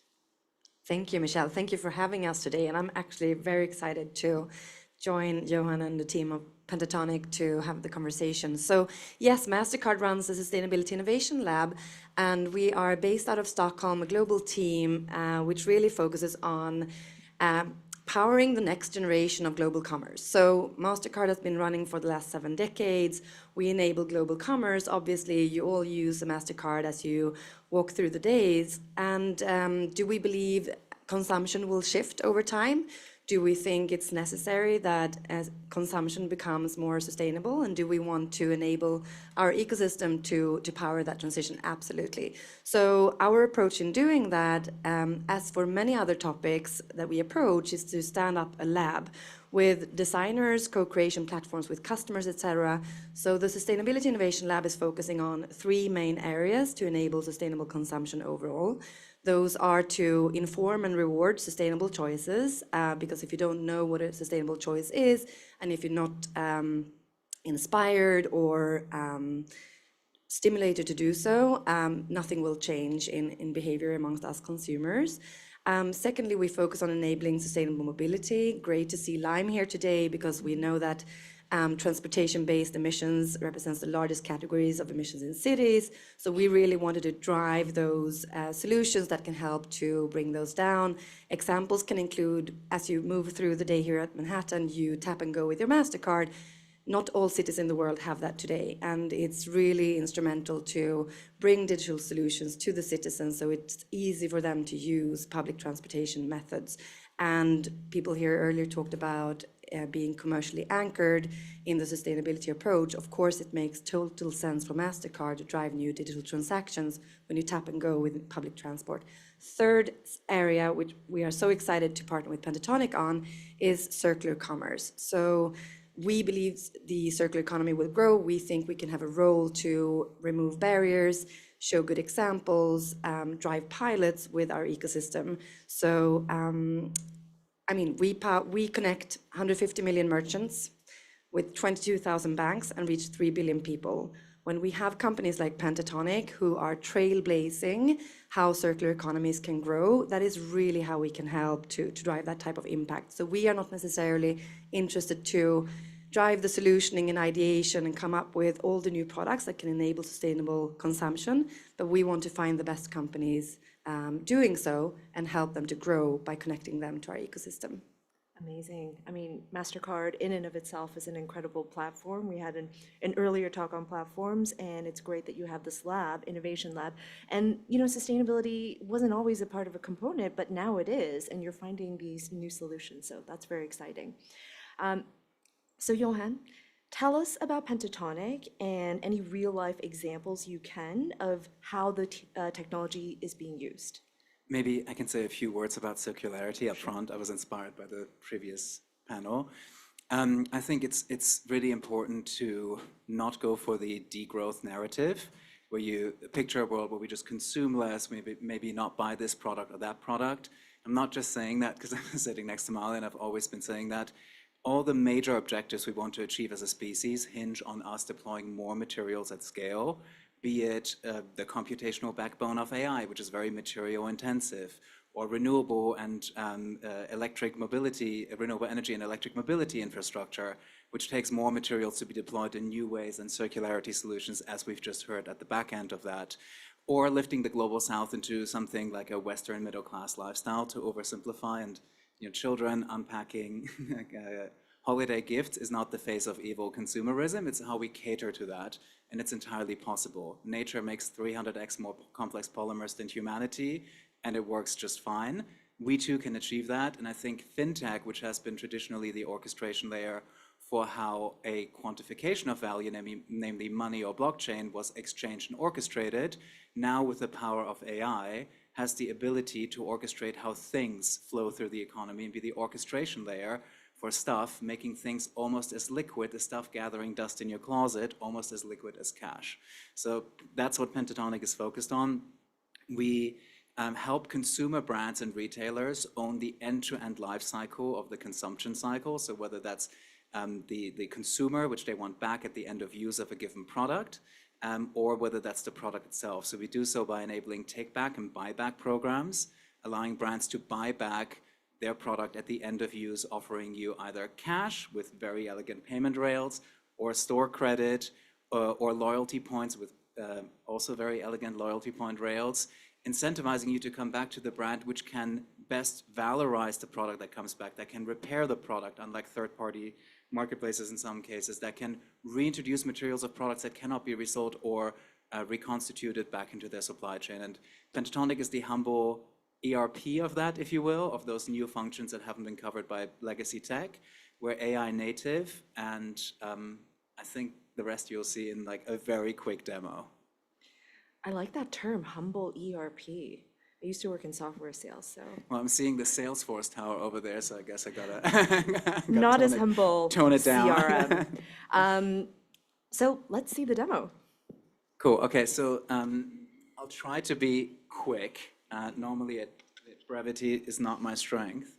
So this here is a prop that represents reverse vending kiosks that our customers or retail partners have in store. You can insert a product inside as the end consumer. This also works remotely at home, so you can take a photo of something and then mail it in and then have it certified at a return point. But we find the retail experience very, very important. Oh, well, here we go. So you'd come into a store, you'd select whatever product category you're returning. All you need is your phone. You don't need anything else. In this case, we're talking about a pair of sneakers, which is being returned. I can see it there as well. Brilliant. It's compared to a digital twin, which is like the platonic ideal of what the product should look like. And then you can ascertain the condition and the resale value based on scraped data. So you know, as the AI, without a human in the loop, can tell you what the resale value of this product is, whether it's repairable or not, which allows you to offer the end consumer some insights into their use of the product. In this case, sole abrasion. In case of a sneaker, you could opt in things like your Strava or Garmin data and then get really detailed running analytics on top of the condition of the shoe, so combining data sets. But also, you can then decide what to do. So in this case, you could have the product repaired, and I'm sorry this jumped off. You can have it repaired, or you can just get some cash for returning it, or you can get some store credit for returning it, and we make all of that seamless. So as a next step, here you see the end consumer selecting to sell the product back to the brand, essentially. So this is not a return, this is a new transaction. And within seconds, you have a prepaid MasterCard into your Google or Apple wallet, which you can spend. And yes, it's a debit card. You can spend it fully. You don't have like $1 left that's annoyingly sitting in there. We took great care and spared no effort. For the brands, this allows you to see how the valorization waterfall worked. So what were you able to resell? How much money did you make on that? What had to be repaired? What was the net margin on those things? Of the materials of the products that couldn't be reintroduced to the market, how many of the materials were you able to reintegrate into your supply chain? And so you can see how lossless is your material loop and how lossless is your loyalty loop with the end consumer. You can then use that data to make better and better product in the future too. You get the same kind of feedback loop that tech companies get on their product usage, but for consumer products, which ultimately can be much better. Awesome. Thank you for that demo. And shout out to Raquel, who hauled this piece of hardware all the way to New York for us to have during Climate Week and for us to see this demo. So we have a conversation on technology, on circularity, reuse, but this story between MasterCard and Pentatonic is also one of partnerships. And we don't think of that as a climate action tool, but I think it's actually a very, very powerful tool in our toolkit. And, you know, partnerships as a powerful platform. Can you walk us through your partnership philosophy and what has made this particular partnership successful? I'll start with you, Melon. Thank you. Yes, so as I alluded to before, we don't believe that necessarily the MasterCard team is the smartest people on earth to design new solutions to enable sustainable consumption. But there are companies like Pentatonic really being trailblazing, having experts ranging from circularity, waste management, AI. I mean, your team is absolutely incredible, Johan, and we therefore handpick and really run a strong due diligence process to find 4 to 6 companies twice per year on these specific topics. We onboard them in a 10-year-old program that we've been running called Start Path, where we have 450 startups graduated to date. So we have been utilizing an existing platform that MasterCard has ran across a number of domains. And now we, of course, bring in sustainability as a key focus for that program. Many of those companies who've been part of this program before are today unicorns, and I really am dedicated to make sure that there are sustainability centric startups that becomes the next generation of unicorns. So partnerships is really important. We are a trusted network provider. This is what we do. We help unknown participants in an ecosystem to trust each other, whether it's a consumer with a retailer and a bank, or if it's between B2B participants. So I think this is to extend our strength and platform in that to what sustainability transition really needs, because we need collaboration in the ecosystem. And I'm so thrilled of having you, Joanne, and your team on board on that journey. Do you want to add? Well, it was still embargo till a second ago, so you heard it here first. Yeah, we're super excited in our partnership over the last year. I was surprised at the beginning because you guys are 10x larger than some of the brands that we work with. And the ability to partner obviously is part of the DNA of MasterCard. And it's amazing to see how an organization that large can move at the pace of a startup. I'm surprised every time I hear that in terms of our team, but that's absolutely fantastic. No, so well, we're pushy, but but there's a response. So and what you alluded to is that tomorrow we launch the third group in our Start Path program on sustainability, where Johan and team is alongside 3 other companies solving for opportunities in circular commerce. So we have 4 months ahead of us to make sure we accelerate the speed and scale of these company successes, and I'm really looking forward to that. And when we were having our sync call, Johan, you expressed this just, thankfulness. I don't know that that's the right word, but, MasterCard has not been the type of partner that's like hovering over you, that you've been given a lot of flexibility. Can you talk a little bit more about that? yeah, so I come from Germany, and we like to suffocate things in their infancy. I can say that being German, and I think it's a gift of American culture, and every culture has something to contribute to the global community. But this to like bet on an idea early, and to be happy to see others win. For Marlon to sit here and be like, hey, I want Pentatonic to be a unicorn. That takes character, and that takes an excitement about changing the world, and an open-mindedness towards the world being a changeable thing, that I think is epitomized by certain American companies at the coast especially, and something very valuable to keep in mind these days about this culture. Then I would say we started this company with a very clear idea and vision about how the global economy, the consumer marketplace, should operate to provide the level of abundance that we want to provide to everyone. We were laughed out of many early meeting rooms. It took, now we've raised 8 figures, but that was a big uphill battle the first 2 years. You get a lot of doors shut in your face. The first customers, like the Legos and some of the beauty brands we now work with, etc. Those first few partners who bet on you big, who almost believe in you more than you deserve at that particular point in time, they always hold a dear place in your heart. I can just add a very brief note, an invitation for anyone in the room. There are many studies now saying that by 2040, speed of change will be 4 times faster than today. And for those who want to win, whether they start as big or small, collaboration and co-creation will be everything. So really an invitation to find those that you can collaborate with. If you have a huge platform, just bring new solutions on that platform and focus on speed and scale, because that's needed. Mel, maybe how can startups get into the program? Go on to MasterCard Start Path homepage, and everything is there. Okay. And it's easy to come in contact with us. And whether you're ready or not for this, we look for seed Series A stage companies, sometimes a little bit later.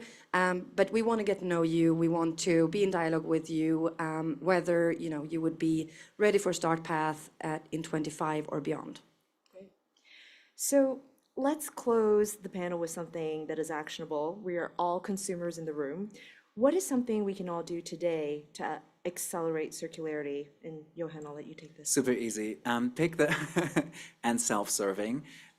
Pick your favorite brands, the brands where you feel you have a strong bilateral relationship, a strong resonance with the brand, and just ask them, hey, would you buy your product back? Do you have a take back or buy back program? If so, why don't you pay me for your product if it's so great? And obviously, I'm phrasing this in a provocative way, but I think as an end consumer, we all have the dollar vote, but we also have the ability to push brands. And it's a surprisingly small amount of customer inquiries that gets you into the top percentile of repeat questions asked. And the great brands, they do listen.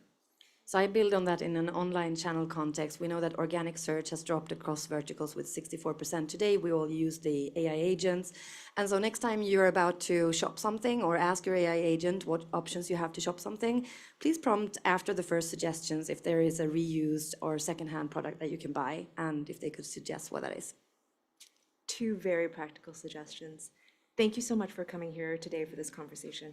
Thank you so much, Michelle and team. Thank you.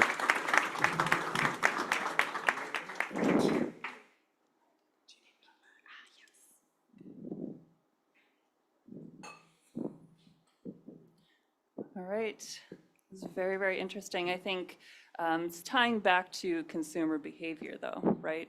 And you don't receive unless you ask. So I think it's a really interesting point to ask the companies of things you buy. Reach out to them, see if they're interested in creating buyback programs if they don't already have one. All right, now the next presentation here is going to be a fun one. So if I could have Steve come up from CNOT, he's going to do Choose Your Own Carbon Adventure, a buyer's guide. Here you go.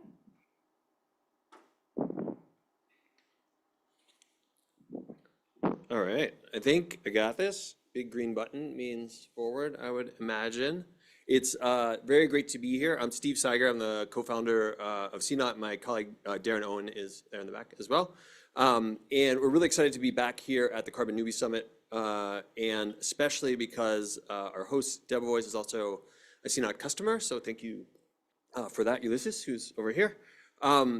Today, so first of all, I'm up here by myself, and I'm like, should I be sitting, standing, or like laying across all of the chairs? I don't know. We're gonna experiment and see how this goes. But I'm gonna try to make this presentation sort of more fun and more interactive and a little bit less staid. There will be participation points, so look out for that. So a little bit about CNOT. We help companies like Debevoise, like Tiger Global, like organizations like Penn, navigate the carbon markets well. They tend to have small sustainability teams, and they need the help. And the carbon markets are both extremely important and extremely frustrating all at the same time. And so that's sort of the duality that we're gonna go over today. And we're gonna do it in the form of sort of like a children's book, Choose Your Own Adventure. I don't know if anybody remembers this, but like maybe you go to page 73 and go check out the spooky cave, or like you go to page 24 and check out like the pirate ship. We're gonna do that, but for carbon. And if I fall on my face, I fall on my face, but we'll see how it goes. So let's talk, just before we get into it, with 2 quick slides.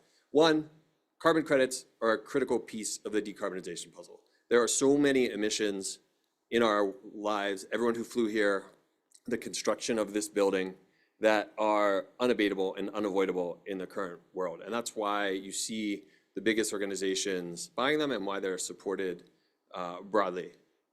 But, and you knew there was going to be a but, the market is deeply troubled. We think something like 20% of credits are actually delivering a real ton of carbon, which means that 80% are not. And in addition, the buying experience is really challenging. You end up trying to find a broker, and then how do you buy? Who do you buy from? How much you pay? Just the basic questions are really, really quite hard to answer in this space. So that's the duality. Really important and really frustrating. So we're gonna demonstrate a little bit of the frustration through this sort of choose your own adventure method, and I hope you come along for the ride. All right, so we're in New York. We're at a big building. We're in Hudson Yards. So obviously you are at a bank, and it's 2025. So your bank is leveraging AI to make savings accounts like hotter than ever, better than ever, just AI everywhere. And your customers are asking you about sustainability. And so you decide you're gonna buy 10,000 tons of carbon credits. And you need to figure out what to buy, where to buy it, how much to pay. And you wanna drive impact, avoid risk of greenwashing. All right, that's your tasking. I'm gonna ask you to start voting on things soon. So you go to Google, and I know you should be going to ChatGPT, you're an AI bank. I screwed that up, I'm sorry. But we're doing Google, we're going analog. And here's some real results. Should you go to Reddit? Should you go to Yale's sustainability page? Should you go to the World Economic Forum, carboncredits.com? Who would vote for carboncredits.com? And who would vote for the playbook for corporate action? Come on, no one has any hands. Okay, well, we're gonna go with the playbook for corporate action. You are a bank, it's written by Bain, it's written by the World Economic Forum. These are your people, you're a bank again. But it's actually really interesting and really useful. And one thing they tell you that is super important is that you should be buying a portfolio of carbon credits, not individual projects. And why? That's because it's the same way you would invest. You don't buy individual stocks, you buy ETFs. And you want to drive your impact around different projects, and you also want to mitigate your risk. And you're like, that makes sense. I get it. That's great. But does that mean I now need to buy 4 projects that are 2,500 tons each? Did I just create 4 times the work for myself? Uh-oh. So you're getting antsy. Should I start deciding what I want to buy first? Or should I read one more resource, the Carbon Offset Guide, written by some experts about how to acquire? Carbon Offset Guide, hands? Okay, nice. Decided on a project? All right, I like where you're going. So you get into the Carbon Offset Guide and you realize right away, it's a good choice. It's really interesting, really useful. It's also really long, 73 pages. And you get into it and you find this chart and you go down a rabbit hole and you say, oh wow, there's compliance credits and there's voluntary credits. And which kind of credits do I actually need for this? Can I use compliance credits for my voluntary claims? Are they better? Are they cheaper? Are they more expensive? What do I do here? That's another 3 hours of a side quest into ChatGPT again. You figure it out, you say, you know what? I think I want voluntary credits after all that. I'm also on page 9. So, 64 pages, excuse me, to go. Do you keep reading? Or do you start to look at one of the voluntary carbon market registries listed there? Anyone for keep reading? All right, anyone ready to get looking at projects? All right, let's do it. So great, you go to Vera, leading registry, and first thing you find, thousands of projects, thousands. And on the left, there's some filters. It feels a little bit like Redfin. You're like, I know how to do this. I browse real estate in the evenings. And you say, you know what?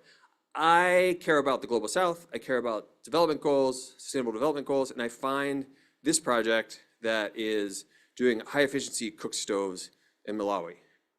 Interesting project. And you realize 2 things really quickly. One is Vera starts to tell you information about the project, but you can't actually buy at Vera. Vera doesn't let you buy or sell.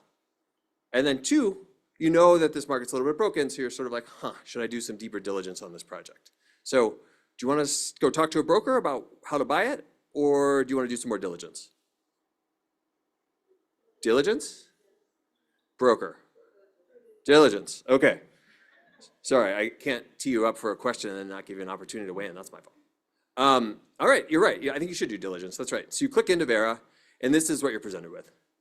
It is 15 PDFs with no naming conventions, none of which are searchable. Does anyone know what VCS 2342 issuance-representation single-representor v4.1 parentheses 1.pdf is? Me neither, right? Like, what is this? So what do you do now? Do you dig into the diligence? Or do you want to phone a friend, right? Like, can I phone a friend? Who should I phone? There's these ChatGPT? Yeah, maybe back to the AI. That's your AI bank. But maybe you can call up a third-party ratings agency. Who wants to read the documents themselves, and who wants to call up a third-party rating agency that has a freemium version that can get you a peek at maybe what this project is like in their view? Third-party ratings agency? Yeah, nobody wants to read these PDFs. I get that. And you're right, so you go to B0. It's one of several agencies. They're all doing sort of the same thing, trying to rate projects on whether they're delivering a real ton of carbon. And you're in luck, this is a rated project. They haven't rated the whole market, they've actually rated a minority because there's a lot of projects out there. But this one is rated, so that's the good news. The bad news is it got a D, which is their lowest possible rating. Very low likelihood of delivering 1 ton of carbon. So, do you purchase that project anyway, or do you want to look again and look for a newer, highly rated project? Yeah, okay, right. You guys are getting this, right? Okay, we're gonna look for a new project. So you go back to B0 and say, maybe I can start here. All right, now we're in business. They have a AAA project. It's called Orca. It's doing direct air capture in Iceland. Super cutting edge, technology based. You've heard of direct air capture, seems pretty interesting. All right, AAA. Should we purchase this project? Hands up. Or should we check out what another ratings agency says? Excuse me. A little bit of mix. We're gonna do both, so that's great. Turns out that Calyx Global, one of B0's peers, rates this project differently. They take issue with the way that the project developer accounted for their embodied carbon of construction of the plant. More importantly, though, you go to Puro.earth and there's only 60 credits available, and they cost $1,000 a piece. So there goes your budget. So you're kind of hosed again. So what do you do now? I think you either have to find another cheaper, you have to find another cheaper project. I'm gonna make, that's not a question. Of course, you're not gonna buy this, right? And you go back to B0, you find an AA rated project. It's called Kattingen. You do another side quest and find on Vera that it's been bought by reputable folks, companies you admire, and you see that there's credits available. So you go to the company's website. It's not through Vera. You find Permian Global, the developer, and you click buy carbon credits. And their website actually works. A lot of them don't. You send them an email, and they actually respond to it. A lot of them don't. But your good luck ends there because they're actually sold out and have been for 3 years. It's a great project. All of the credits have been sold. They're actually in the secondary market. Somebody has them on their books, but you have no idea who, because that's not actually how this market works. So now you need to find a broker, and you do. You find a broker, and you say, I need 2,500 tons. What can you offer me? And they say, we can offer you 10,000 tons for $8 a ton. And you say, that's great, but I need 2,500 tons. And they say, oh, well, that's gonna be $9 a ton. And you say, okay, give me a week. I'm gonna go talk to my CFO. I'm gonna get approval. And you get approval, and you come back to them and you say, you know what? I'm gonna buy at $9 a ton. I'm ready to do it. And they say, that's great. The market's moved. It's now $9.50. Are you in today? Take it or leave it. And you frustratingly throw up your hands and you say, yes. And you have bought one of your 4 projects. It's a great project in Indonesia. We love this project. But what a frustrating experience. So what is the takeaway here? The takeaway is you need a partner to help you navigate this. You should find someone you trust in a low trust market. That means someone who's transparent with you about the problems in the market as well as the opportunities, about the problems with projects as well as opportunities. You should leverage external resources who are not the people who are selling to you. We love these external ratings agencies because they're exactly that. And you should look for people who are looking to learn and get better every single year because this is not a static space. Nobody knows everything, and we're getting better. But if there's one, single takeaway here, and I want to find what I wrote down because it's really important, is like, if it's frustrating to navigate this market, doing nothing is worse. Let me say that again. If it's frustrating to navigate this market, then doing nothing is worse. We need the climate impact. We need people to take on the frustrating things and go for it anyways. And so that's what I would encourage you to do. Hope you find a way to engage with the carbon markets and drive impact. Thanks so much for your time.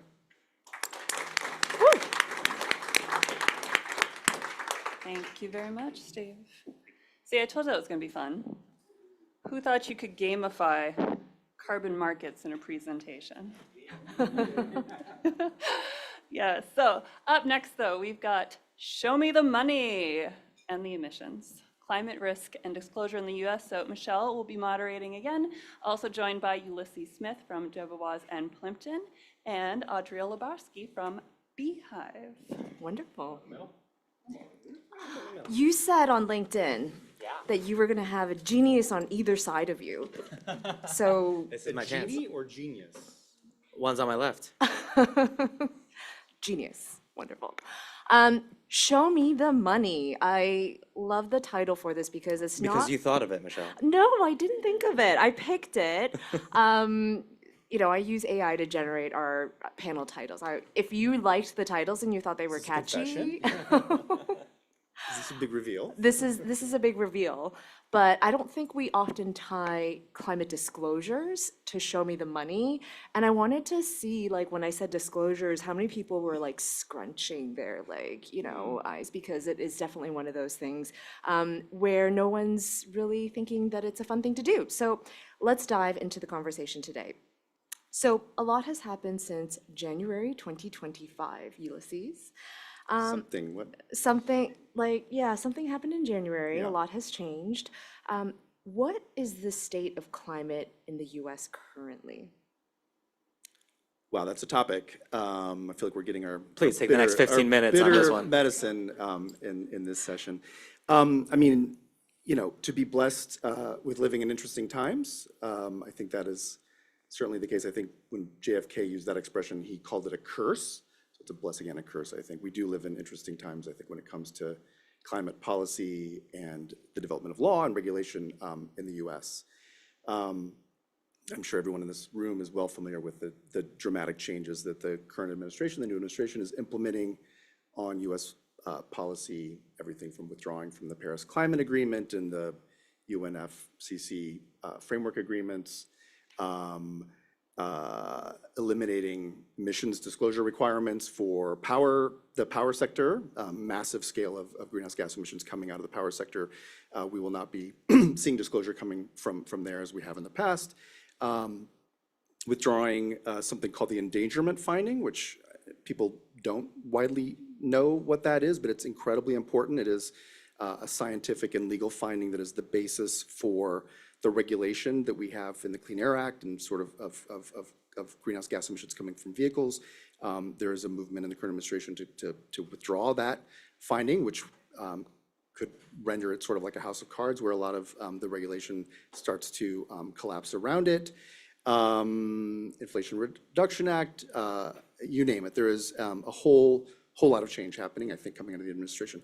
Probably most relevant for this conversation today because we are talking about disclosure and we're going to talk about California, California's climate disclosure laws, the U.S. Securities and Exchange Commission, which regulates the U.S. financial markets, had its own greenhouse gas emission disclosure law that was put forward in the previous administration under Joe Biden that is being also backtracked, I think, from the current administration. So a lot happening at the federal level, but it's really important, I think, to recognize that in the U.S., the federal government isn't the only sort of force making the weather, so to speak, around climate. There is a huge amount of activity happening at the state level. I would say at the state level, there's sort of states that are cutting one way and states that are cutting the other. So the patchwork of law and regulation and policy in this area is incredibly challenging. And a lot of what I spend my time doing as a lawyer is advising big corporations and private equity firms and asset managers and banks to how to navigate those issues. But just to sort of tick off a couple, we'll talk about California, the disclosure laws, but everything from the carbon markets and cap and trade, I think was renewed in California very, very recently. That's quite exciting. Emissions reduction commitments and net zero commitments. New York and other states are really pushing hard on that.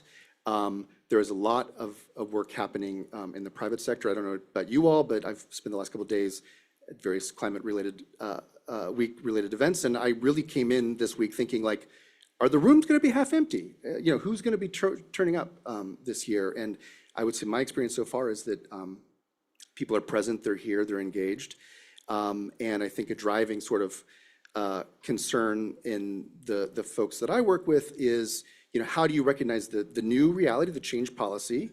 How do you sort of backtrack a little bit, take that in, and recalibrate and find the way forward? So I think there is a lot of work being done in the private sector, in the business community, moving climate forward. And then I guess the last couple things I would just say is that, yes, Europe and others are having their own sort of efforts to sort of recalibrate and rethink some of these regulations that had been quite ambitious. But I think the rest of the world really is moving forward with their Paris commitments, even if they're, maybe more delayed than they might ideally be. And wow, I'm taking up way too much time. I'm sorry. I will be much more pithy next. Is this like the host prerogative? Next year. All right. And just to say that, we will see what happens. I mean, there's something about politics in this country where it is a pendulum that swings dramatically from one side to the other. The changes that we're seeing now, how many of them are necessarily going to remain in 4 or 5 or 10 years down the road? So I think there's a lot to be said about the change that's happening, but there's also a lot of reason to be somewhat cautiously optimistic about what the future holds. Thank you, and sorry for the long-windedness. You may now all go home.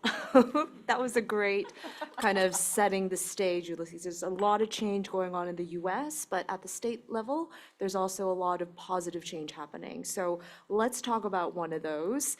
California is rolling out 2 new regulations in 2026. Can you walk us through them, Adriel?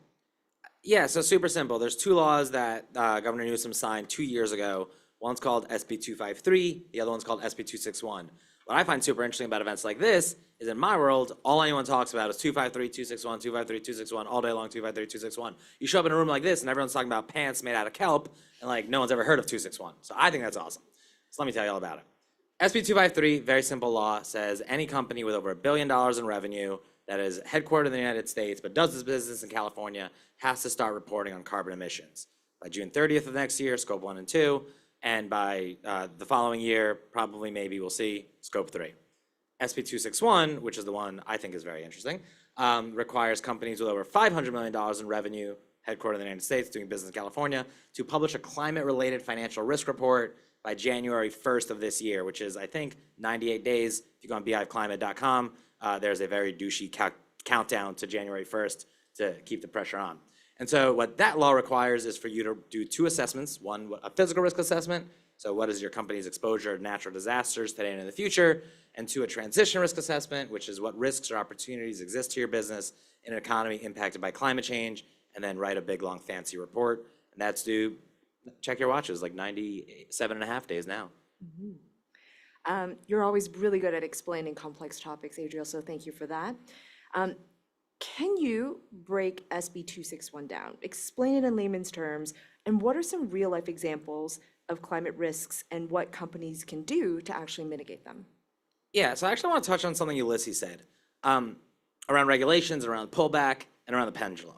Where we were 2 years ago was maybe too far to one side. Every small business needs to report on its emissions. Climate change is every pizzeria's problem and every florist's problem and Microsoft's problem, and everyone needs to buy offices, and everyone needs to be carbon neutral. And we went very far to that side. And maybe there's some truth to that. There's also truth that most companies, you're not going to convince them that this is their problem, and they're going to be frustrated and see this as a big distraction. Perhaps right now we're going far to the other way. But what I find interesting about this SB 261 regulation is that when regulation is done well, what it is doing is making people or companies eat their vegetables. Which means mostly you don't want to eat your vegetable. My daughter likes chicken nuggets. Every once in a while, we cut up a piece of broccoli in the shape of a chicken and we trick her. And that's what regulation is. Like, maybe in a couple years she'll do it anyway, but right now we get her to eat her vegetables. And I think that's what's cool about a law like SB 261. All we're saying, all this law is saying, is natural disasters suck and companies lose money when they happen. For example, you could take some very simple examples where I know a very large healthcare company that does blood work, make billions of dollars in revenue. They had warehouses and labs all over the LA area that burned down during the fires. And the fires were so devastating to their business, they fully pulled out of the California market. Huge problem. Apolitical. Wildfires suck, you lose money. Also happens in software businesses. They're a large software company that does like background checks, and every time there's a natural disaster in a place where they have business and a florist goes under and can't hire for the next 3 months, or a pizza shop is not going to hire delivery drivers because they got to rebuild after a hurricane, that company loses a significant amount of money. And their CFO runs around trying to figure out how much money. And all this law is saying is figure out how much money you lose when a natural disaster happens, figure out if that might go up or down over time, and tell your investors that. And if it's not a big number, great, it's not a big number. And if it is a big number, we should probably do something about it. Great. You gave me some real life examples. Your employees are sometimes at risk as well. We don't have this in the questions, but I think it's helpful for people to know what Beehive does. Yeah, so Beehive does what's called enterprise climate risk management software, which means those 3 things you have to do to comply with this law: run a physical risk assessment, a transition risk assessment, and write this report. Can normally be a 3 to 6 month consulting engagement, which costs you a lot of money, but Beehive uses software and AI to turn that process into an hour. And we give you this, and our customers are DocuSign and Asana and Valvoline and Unified Women's Healthcare, a lot of companies you guys probably interact with. And they basically do the assessment very quickly using AI, get their report written very quickly. Then they can turn their attention to actually doing some risk management around these disclosures, and that's the next phase of work. Awesome. So I'm going to come back to Ulysses. Looking ahead, are we going to see decentralized climate legislation mandated at the state level? And what role can the federal government play? And when we were chatting about this panel, one of the original battery laws where, battery return schemes, we all use disposable batteries, but like now we still don't really even know what to do with them because it depends on where you live and, what borough you're in. And the laws that were established early on ended up being at the state level, and every state had something different, which made it really difficult for manufacturers to standardize, and they were discouraged from doing something. So, we're seeing some power back to the state level, but actually to streamline and really make this easy, the federal laws play a really important role. So I'm curious on your opinion on this topic. Yeah, I mean, I think there's definitely, room for state law innovation and development, and that's part of the way that this country has been set up. It's a federal government where you have the government at the federal level and at the state level all having the ability to regulate in certain areas, and there's preemption type issues where if the federal government regulates, then the states have to back off. But one of the sort of fundamental principles of the way law happens here is that the states are kind of like incubators of new ideas and innovation. And I think there's a lot to be said for that. It does mean that you do end up sometimes with situations where it's a crazy quilt patchwork of inconsistent laws and tension there. I think in the particular area that we're focusing on when we talk about the California laws that Adriel just walked us through, there are a lot of sort of common ancestors to the laws, the disclosure laws. Europe has what's called the CSRD, TCFD, the Task Force on Climate-Related Financial Disclosure, is sort of an originator of disclosure here. And a lot of these different laws are kind of based on those forms. And even, in the states now with New York and Illinois and Michigan, like there's a handful of states that haven't gone as far yet as California has. They don't have the laws on the books, but they are proposed laws and they're extremely similar. So, there are ways that are happening where you sort of deal with the kind of friction between, laws in different sort of areas. And I think we'll see more of that. And especially, given an environment where the federal government is rowing so dramatically in the other direction, it's a deregulatory mission. That's what Trump campaigned on. That's what he got elected to do, and that is what he's doing. I think there is, the space for the states to really step in there. But for sure, I don't know if any of you listened to the speech at the UN today from the president. There really is a need at some point down the road for the federal government to step into this space and take leadership. Again, I hope, and we'll see where that goes. I don't think it's inconsistent, though, to have a federal government right now sort of being quiet while the states kind of move things forward. Okay. Adriel, anything you want to add on the theory of change here? Yeah. First of all, I just want to say Shana Tova to those who celebrate. Should be said. Second of all, on the theory of change, it's kind of what I said earlier. Laws force you to do good laws, and there's all kinds. Some of them should go away, especially the speeding tickets all over New York. Whoever's in charge of that, make them go away. I'm not going to drive slower. But the theory of change here is that if you ask companies a simple question, don't talk about climate change necessarily, don't talk about emissions necessarily. Well, some of these laws do, but 261 does not. Don't talk about how we all need to kumbaya and save the planet. Don't talk about the fish or the polar bears. Say, do wildfires suck for you? And do hurricanes? And do tornadoes? And if the answer is no, and you actually did some work to decide that the answer is no, we should leave it at that. I'm not here to convince you that the answer needs to be yes for everybody. And I'm also not here to convince you that you, the florist, need to do anything about it. Or you, the software company who is based, lucky you, in Canada and isn't really impacted by these things, needs to do anything about it. But if you do this work and you say, you know what? Turns out I lose like $15 million a year because of natural disasters. Turns out it's a big problem. My employees get hurt and they have to evacuate, or last year some people tragically died, or my customers went out of business and that cost me a lot of money, or my data center went down for an hour and that cost a legal issue, then I got sued for that. If any of that is true, and the law doesn't make you do anything about it, but all of a sudden you will say, holy shit, what am I doing about it? I think that's the theory of change that this law is pushing forward, is to say, if we can just make companies answer the question, do these things suck for you? Then they will begin to adapt. They will begin to invest in resilience on their own merit, because they're going to say, I don't want to lose $20 million next year. Maybe I'll invest $1 million and save 10. And that'll create the resilience in the communities and the companies and in the economies that I think we're all looking for here. Awesome. Thank you, Ulysses, and thank you, Adriel. Thank you, Michelle. Thanks.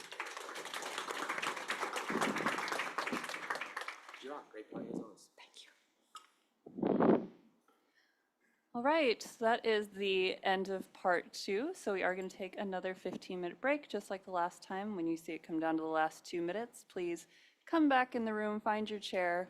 But I will mention, after part 3, that's when we have the raffle and the reception. So that's the really good stuff. So you're gonna wanna stick around. But let's head out for break.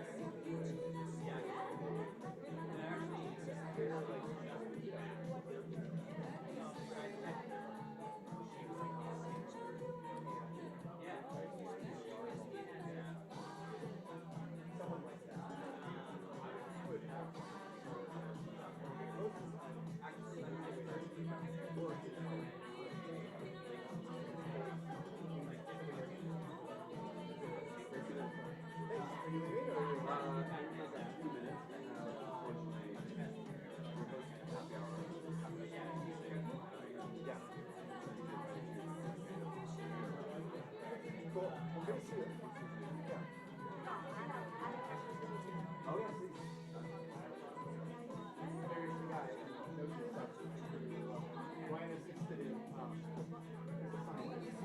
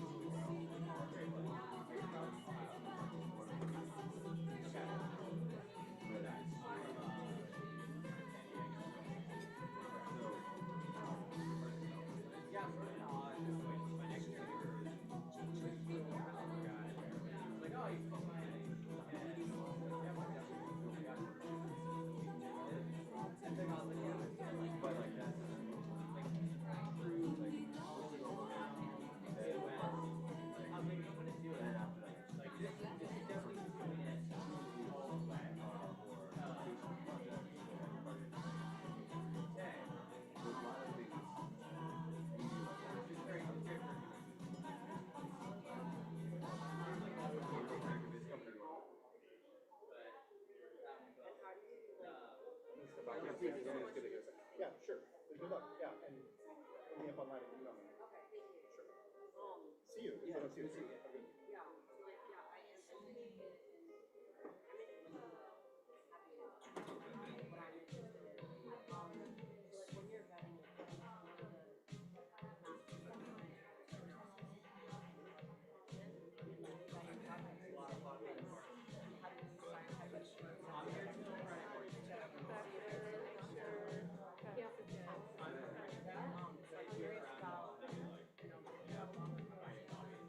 Yeah.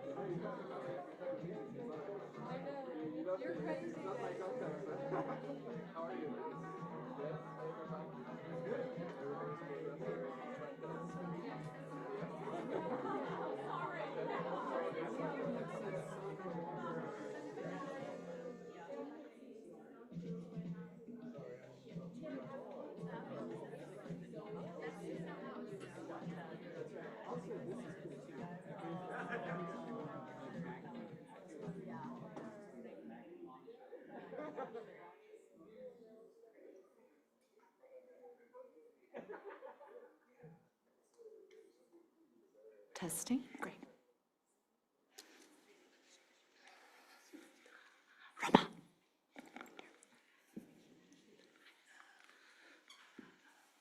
All right, welcome back from second break. Hopefully you got some good snacks, got some good beverages, but let's just pick it right back up. So we are going to be talking about building the blue economy, a foundation's deep dive into ocean innovation. And I'm going to welcome to the stage yet again, Michelle Lee from Clever Carbon to moderate, and also Roman Ciarle.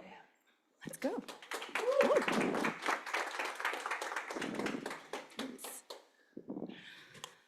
Roman, usually I'm at your events, so a very rare occasion for you to be at my event. Thank you for making time.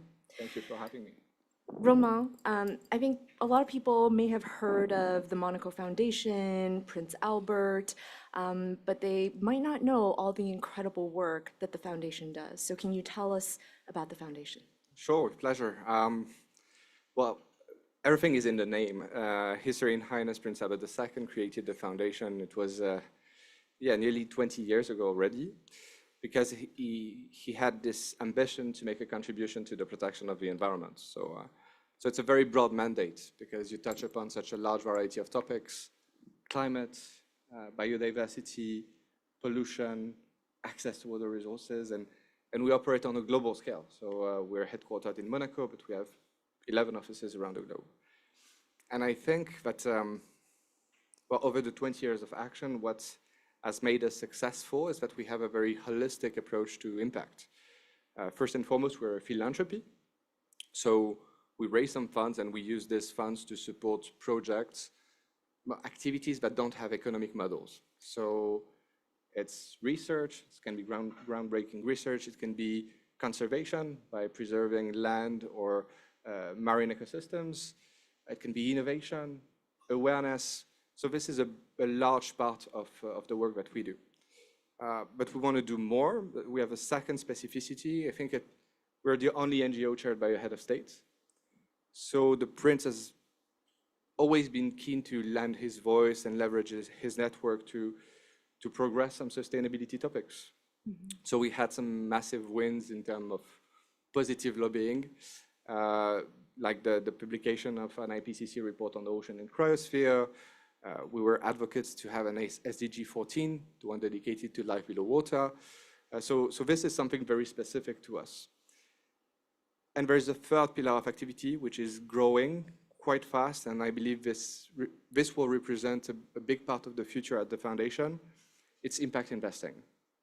Because philanthropy, advocacy are critically important, but it's not enough. If you want to achieve change at scale on the long term, you need to onboard the private sector, and therefore you need to invest in companies that are driving change. Mm-hmm. I mean, it covers a wide range of topics. Yes. All great for the planet, and this impacting investing piece is interesting, and we'll unpack that later. But the foundation does a lot of work on the ocean, and we've talked about the ocean quite a bit today. Why has there been such a strong focus on the ocean from the Prince? I think first there's a specific history between the princes of Monaco and the ocean, because the great-grandfather of the prince was Prince Albert I. He was a world-renowned oceanographer, explorer. Nobody knows about that, but it was 150 years ago. So Monaco is a village, and 150 years ago, nobody knew about Monaco. It was farmers and fishers. So really having the spotlight on Monaco for the efforts undertaken by Prince Albert I on oceanography was something quite remarkable. And this has had an influence on the next generations of princes, for sure. But now it doesn't explain why we focus on the ocean. I think that there is an urgency. We're pushing the ocean to its limits, and we need the ocean for our well-being. Because when you think about that, it's our best ally against global warming. It's absorbing a large part of the CO2 emissions, producing half of the oxygen that we breathe. So we cannot do without the ocean. It's a life support system, the biggest life support system on the planet. You have nearly, well, some scientists say that 80% of the world biodiversity could be hosted within the ocean. So again, very important. And it is intertwined with the world economy. You have 3 billion people around the globe that depend on the ocean as a main source of food. You have entire industries that depend on the ocean, on a healthy ocean to exist. Look at the tourism industry, for instance. You have 40% of the tourism revenues coming from marine or coastal activities. Or the pharmaceutical industry, a lot of compounds find application in our medicines. So we need the ocean, and yet we continue to put an increasing amount of pressure on them with overfishing, with heat waves, with pollution, and I will not go over the full list because it will be a long one. So you expect that a lot of funding can go to the ocean, but it's not the case. It's the least funded of all the Sustainable Development Goals, and this needs to change. So this is a reason why I believe we've had such a strong focus on ocean conservation so far. Yeah. And through the work that I've been able to do with the foundation, I've learned so much, and my own knowledge has really deepened, and that has also led me to take action and to have more advocacy on the ocean by bringing this topic to our summit. So the foundation has been a strong supporter of the blue economy. Can you tell us a little bit about the blue economy and your work in the space? Yes, I'll try to keep it as short as possible because we're doing a lot, but you have to understand why we do this. When I say we put pressure on the ocean, we put pressure on the ocean because of some activities that are affecting the ocean. This is the blue economy. When you speak about the blue economy, you speak of sectors that have an impact on the ocean and that we need to transition to more sustainable practices. When you look at food systems, again, 3 billion people around the globe depend on the ocean as the main source of food.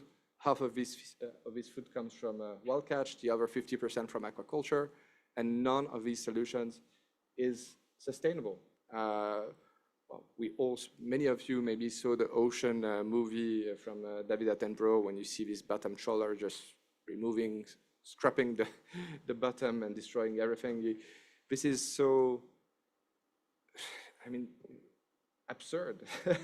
There's no more wasteful way to catch some fish, and this is leading to a catastrophe in terms of biodiversity. When you put this on top of the fact that you have most of the fish stock that is overfished, that there is massive illegal fishing, then you understand that there is a problem.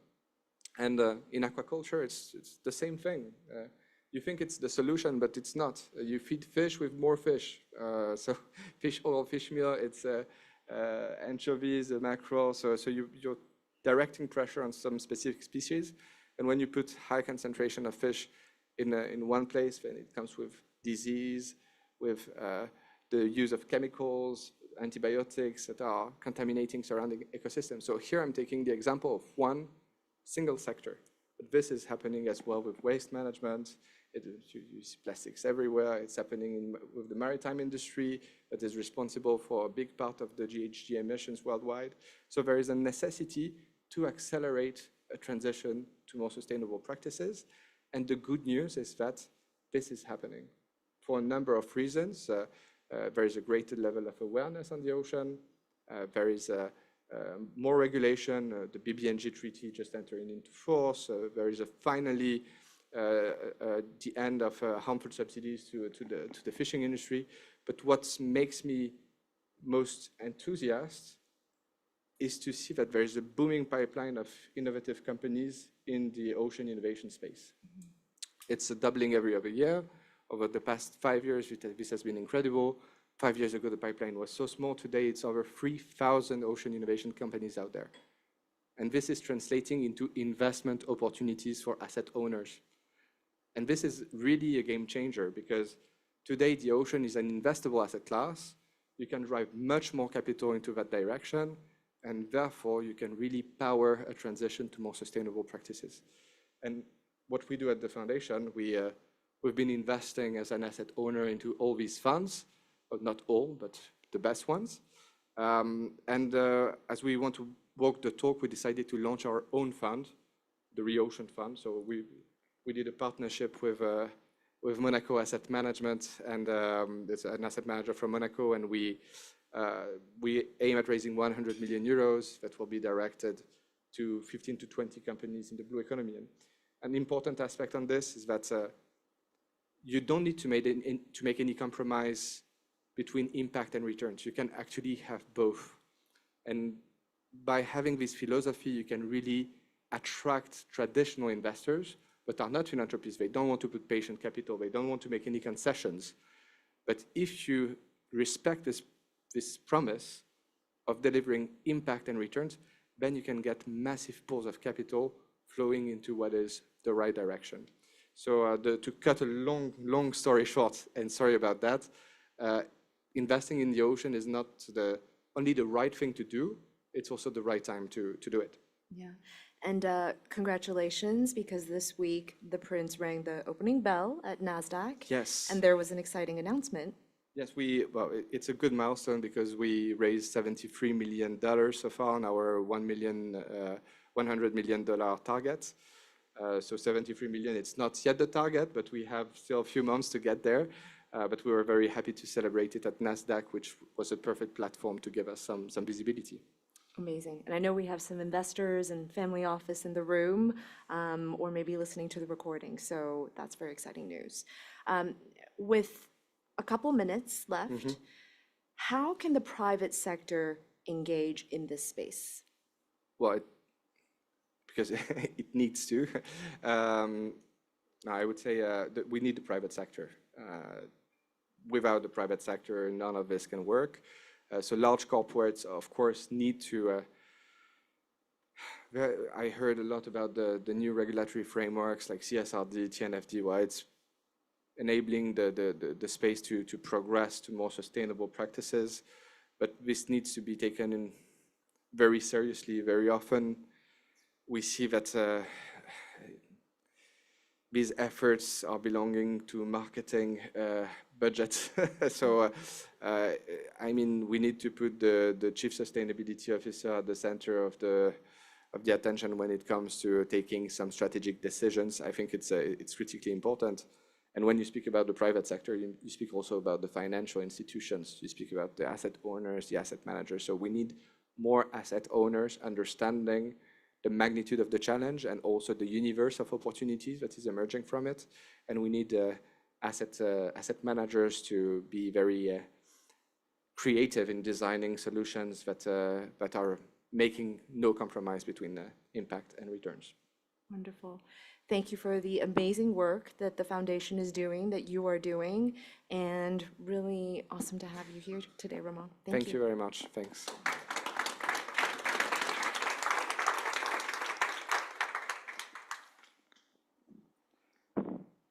All right, always interesting to hear about the ocean. There's always so much to cover with that subject. So our next subject that we're going to cover is Te Mana o Te Omana. That would be local value, global impact. Maeve Campbell from Channel 4 News and Forbes will be our moderator for this one. And Cherie Tirikatini, thank you, and Sapir Marcus Alford from Gigaboo, both will be joining us. Need to come up front.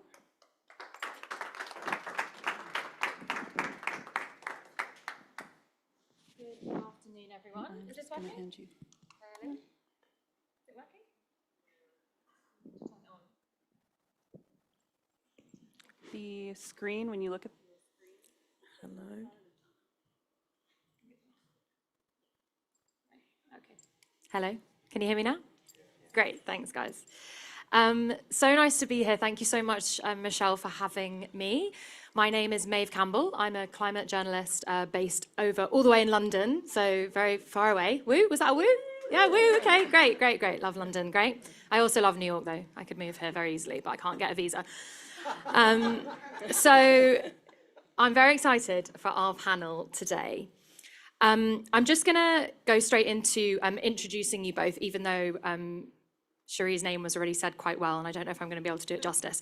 But I'm really pleased to be here today to welcome Cherie Tirakatene, who is a strategic advisor and cultural facilitator from Aotearoa, or New Zealand, who has a deep commitment to Indigenous advancement, climate justice, and self-determination.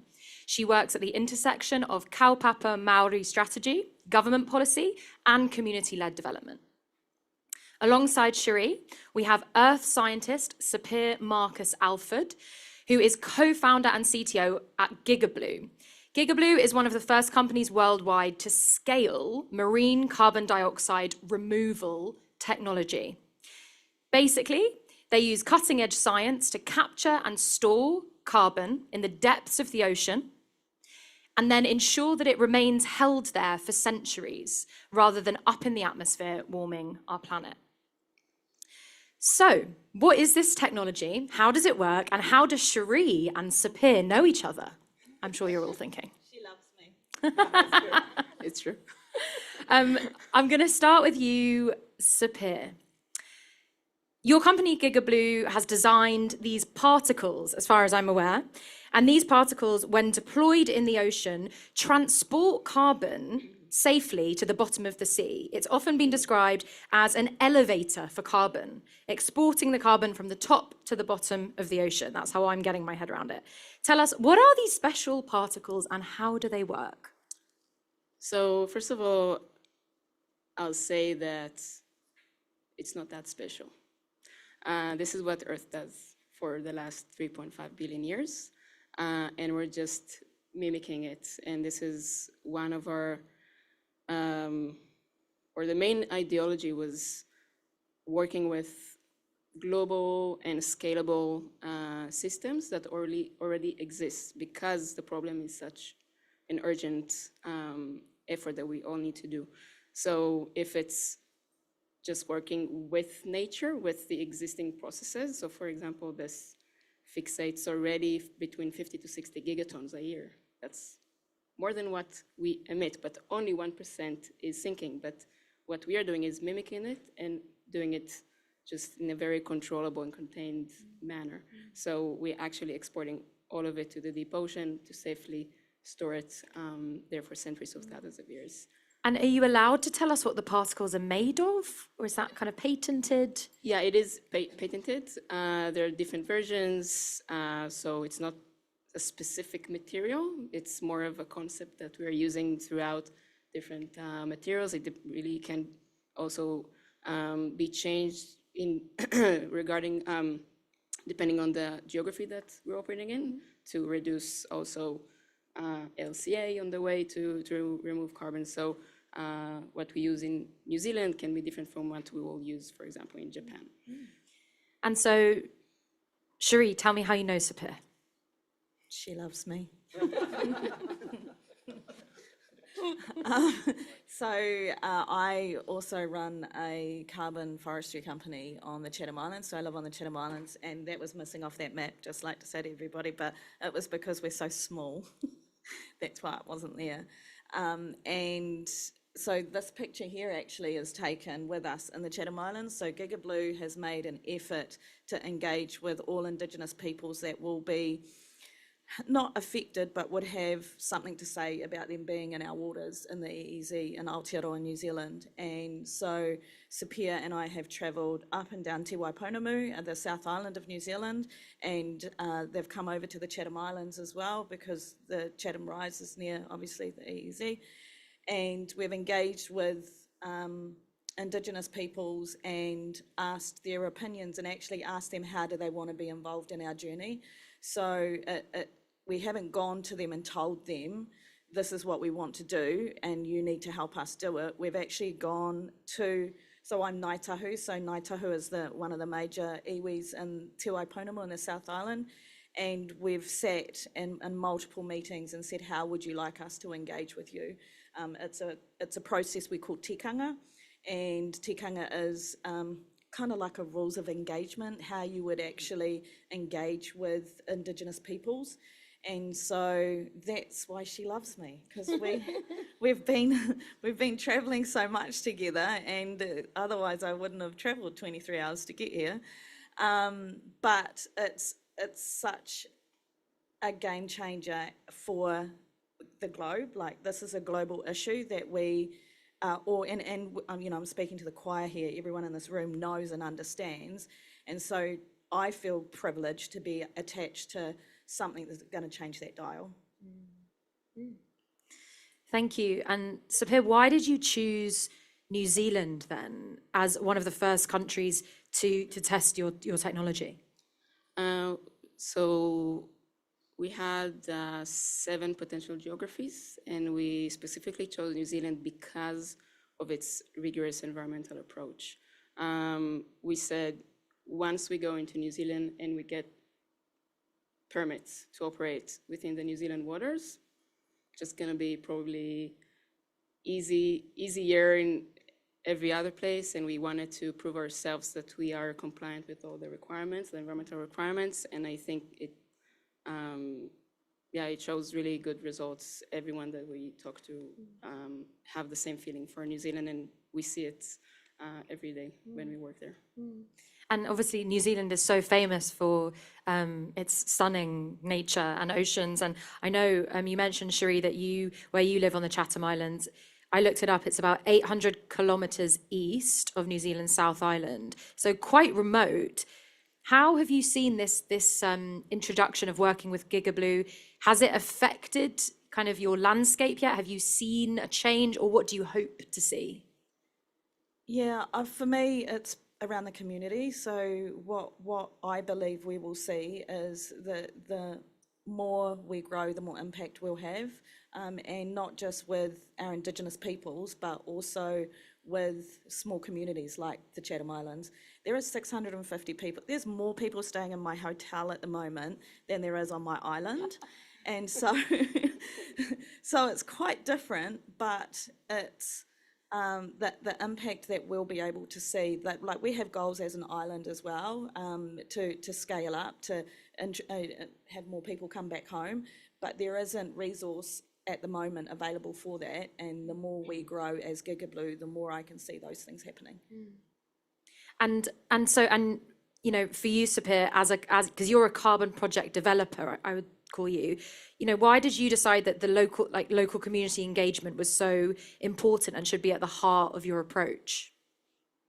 I think as a company culture, we tend to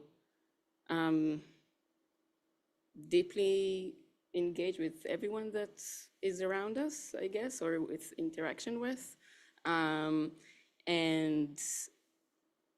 once we stepped in, like we, you know, decided that we're going into New Zealand to start working there, we first kind of studied who are there, what are the groups that, you know, can care basically about what we do, more than like not only be affected by, but can care and can basically join us for the wonderful journey. And iwi is one of the major groups in New Zealand, basically, that that we for sure wanted to suggest them to join us for this journey. Yeah. And just going back to the tech, I'm so curious. I don't know if anyone else understands it. I don't fully understand it yet, but maybe that's just me. But it's the particles. They sound amazing. They're natural. So we're not putting anything in the ocean that isn't natural. How does it actually work? How do you deploy particles into the ocean that transport carbon from the top to the bottom? Yeah, so actually you can see in the picture this one. This is one of our trials, but we go with a vessel. This is a NIWA vessel. NIWA is the National Institute for Water and Atmosphere. Their scientific team is doing also the MRV, which is the measurement of everything and quantification of the carbon, etc. But it is that straightforward. It's like this size of a particle, like a Cine Mini, okay? And we basically use a pumping system to put it into the ocean. There's a lot of science modeling experts around how specifically to put it and what pattern and currents like modeling. And so there's a lot of tech in the background and like like expert of modeling to really design every specific deployment. But basically it's a pumping system, put it into the water over a transect. Then the particle itself has two components. One is responsible for being a superhost for the local phytoplankton. So once they find it, they just grow inside. It's like a very tasty buffet for them, basically. So they grow and multiply inside over 2 to 3 weeks. And the second component is a controlled floating and sinking mechanism. So we pre-design it to basically release air after 18 days, and then it sinks together with the captured carbon to the bottom of the ocean very rapidly. So, and how do you make sure, using, I'm sure, a lot of scientists and backed evidence that what you're doing is making sure it's protecting the marine ecosystem? Sure. Maybe here I'll stop and I go a bit backwards, but I started this journey of Gege Blue because I wanted to do something that will heal the ocean. And after I studied and actually I was diving in a few different places and wanted to actually see it in my own eyes, climate change underwater, I realized this, like taking the carbon right from the ocean surface would benefit it the most. Because this not only will reduce temperatures eventually when we'll scale enough, all of us, whoever does carbon removal, but will also have more benefits to the water themselves regionally. So we're talking about, for example, fighting the acidity that is growing in the water, like Michelle mentioned. And we have, of course, all the data to support it. So originally a very personal approach for you Yes. from the diving, and then became more of a business and more of a science-backed mission. And specifically on the business, I think, and I really agree with Roman, yeah, thank you. I don't know if he's here, but basically in order to have everyone on deck, right, working towards that, it has to be economically viable. Like this is what runs the world, and we have to do something that will be relevant business-wise for that. Absolutely. And Cherie, I'll just come back to you. I when we were talking before, you gave such a heartfelt explanation about your own relationship with nature. I was just wondering if you could tell us a bit about that and why it means so much to you where you live. Yeah, well, so it's the ocean that connects us, right? So for me, especially on the Chatham Islands, the island is full of gorse. Like it's actually not good for the island. And on the island, it's farming and fishing that are the key income earners. And so being able to, I feel very privileged, I get to do both. I get to repair whenua and help the ocean. And so I just want to say as well, while you were talking, Sapir, I didn't mention this, I was at the deployment, one of the deployments that we were testing, and it's not just iwi and Indigenous communities that will benefit from this. Like we're employing companies in Nelson that are making these pumping parts and doing these things. So it's actually like it's the whole economy. Absolutely, it is. And so, yeah, I just feel very privileged. And with Māori, that we as iwi, these are the things that we care about the most. And so to be able to do that for a job and meet beautiful people and travel around the world. I know I complained, but I wasn't really. It's awesome. Like it's, who wants to do that? Me. And what made you accept Sapir? Because I remember you telling me that, it was a very, when I say accept, I mean into your community, because someone from outside coming in, obviously with great intentions, but I know you had a very heartfelt approach to that. Yeah, I did, and I've had businesses, I've done a lot of things, I talk to investors all the time. If it doesn't line up, if it, you know, you have your gut, you know what you know, and also, I represent a whakapapa, so tirakatini is my whakapapa, and I'm very proud of that, and so wherever I go, that's who I am carrying with me. So if I don't do the right thing, it's my ancestry that gets it. This is legacy. And what Giga Blue are doing and the relationship that I have with Sapir and the trust we built in such a short time, that's legacy. Thank you very much. I think we'll end there. Thank you so much. Please give them a big round of applause. Thank you.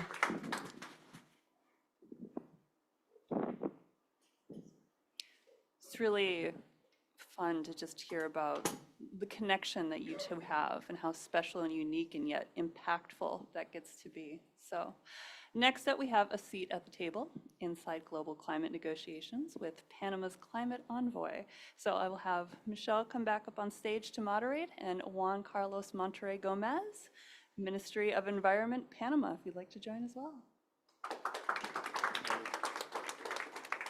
Michelle, I will give you this.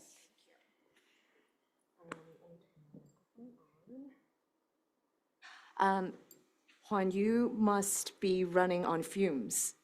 Have you gotten any sleep Total 6 hours since Sunday. since Sunday? Something like that. So that is the life of a climate envoy to begin, but it's incredible to have you here. Juan and I also met at the UN Ocean Conference in June, and we kind of met by accident, but then found some time to chat, and I was just so inspired by Juan's story, the work that he's doing, and his absolute courage and bravery. So I think you'll know what I mean when I show this clip here.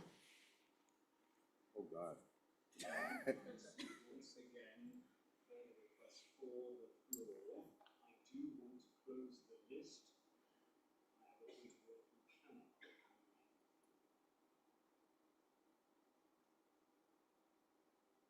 First of all, thank you for your work.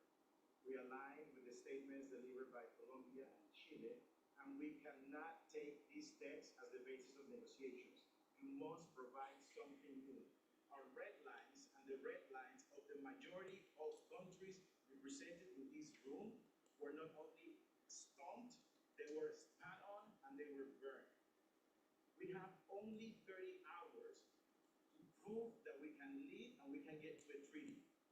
But our goal here is to end plastic pollution, not simply get to a political arrangement. We need to bring production back. We need to bring mandatory reporting back. We need to bring science and justice back to these texts. This is not about closing a treaty at any cost. It is about closing a wound that we're leaving open in people's lungs, in our rivers, in our oceans. But the text presented here makes that wound fatal, and we will not accept it.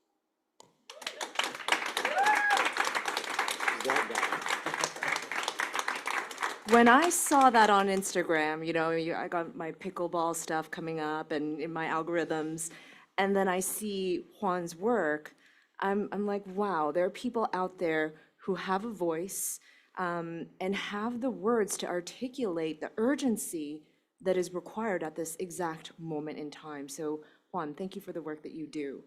I'm excited to unpack us a little bit more. Can you tell us about the plastics treaty that was happening here, where we are with it now? Is there hope? And what is the goal from your perspective? So the negotiations failed in the sense that we could not reach a global agreement.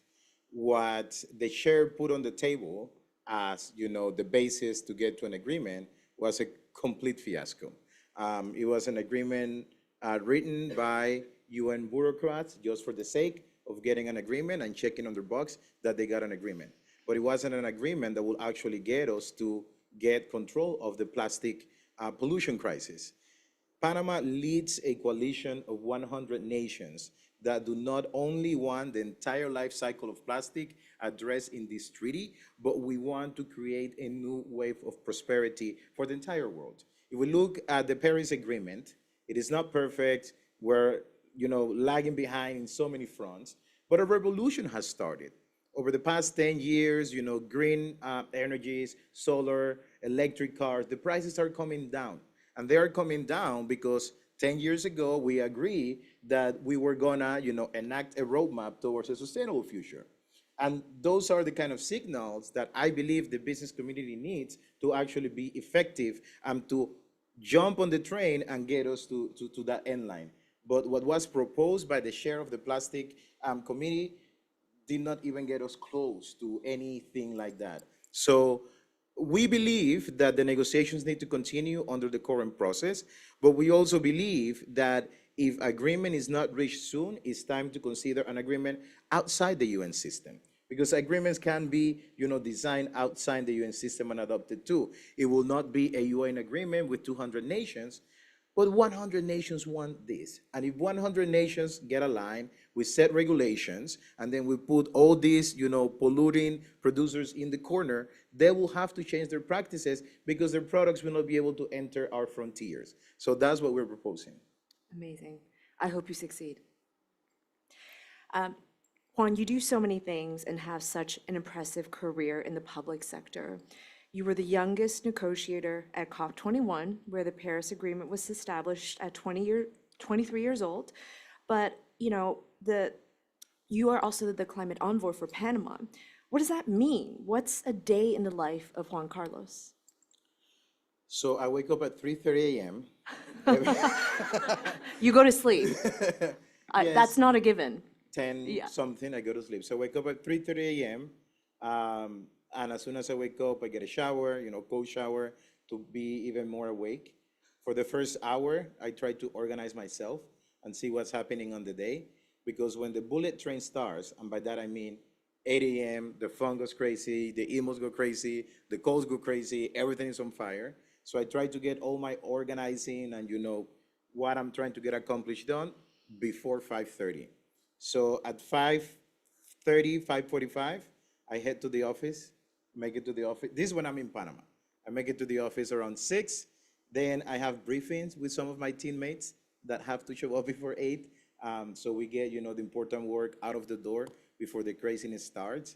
And then from 8 until 9 p.m., it can be, either a meeting with visiting business people interested in investing in Panama and our climate and environmental commitments, or it could be a tough meeting with the Panamanian private sector, with whom we're working a lot on mandatory carbon market regulations. Over the past 8 months, we have been engaging in massive public consultations all over the nation.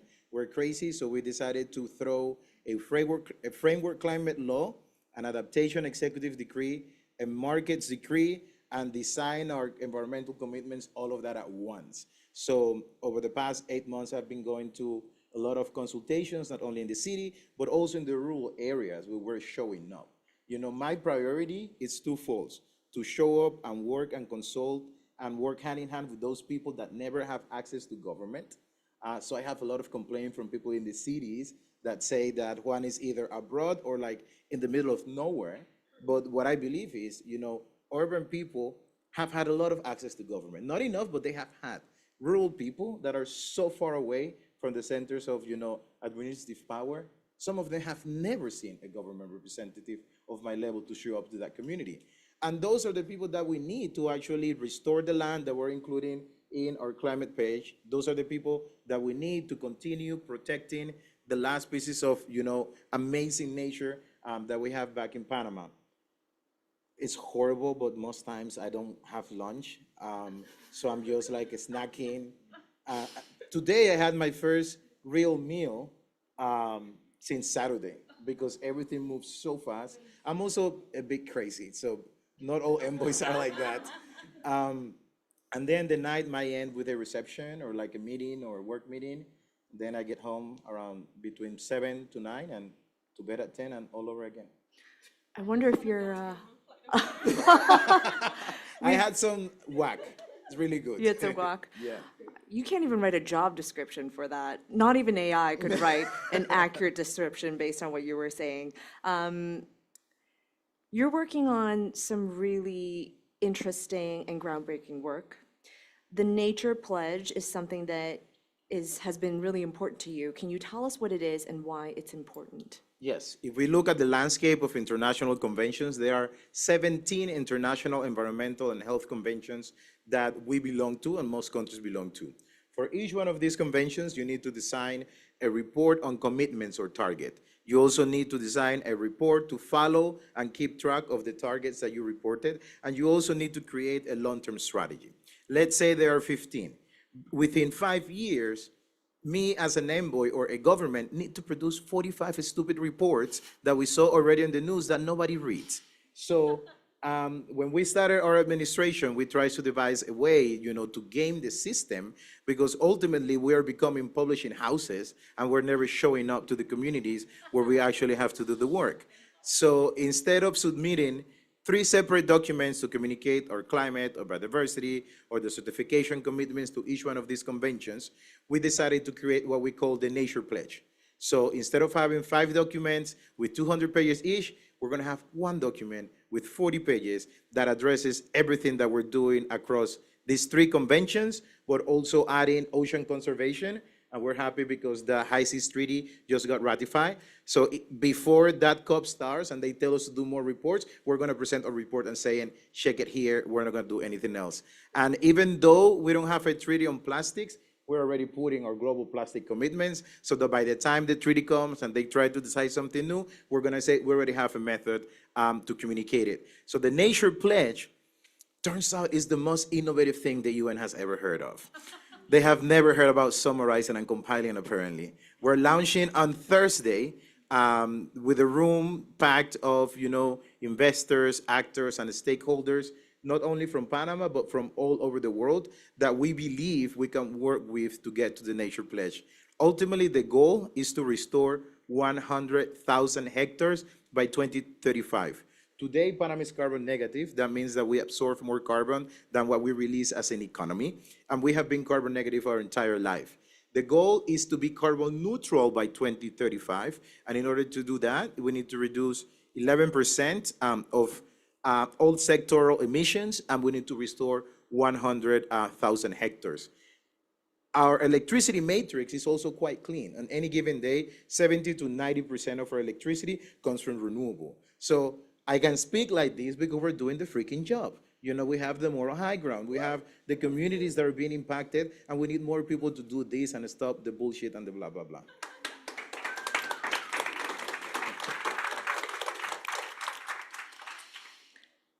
Juan, most of us in the room have never set foot inside the UN. Thank God. Much less attend a climate or treaty negotiation. But is there something that we can do in the room that the private sector can do to support more ambitious and impactful policymaking? Demand a level playing field. I mean, I believe, I've never been a private sector person, so I have never been inside the private sector. But I believe that what the private sector needs is clear rules, and rules that apply to everybody, and a level playing field where everybody can compete and the market can do its thing. So we governments have been so freaking slow at establishing, basic rules, including for carbon markets, for national compliance markets. Biodiversity credits is the new hot thing. So demand clear rules. There is an amazing alliance of like 3,000 businesses that have this alliance inside the plastic treaty negotiations, and they're saying, we want clear rules. But negotiators from other nations are not listening. It's hard around this area to push a little bit in this country and others around the world, but if you have the opportunity to do so and to demand your policymakers to actually put clear rules, that's all we need from you to get those slow bureaucrats to move. Because ultimately, you run more than half of the economy. Everything that happens is because of the actions that the private sector do. And ultimately, we just need to harmonize what is the vision that we have for the future. The government needs to set the rules. We need to consult to set the rules so that we don't mess up. And if we messed up, which we do a lot of times, we need to correct right away. So clear rules, demand clear rules, demand clear rules. Okay, so demand clear rules. Demand clear rules.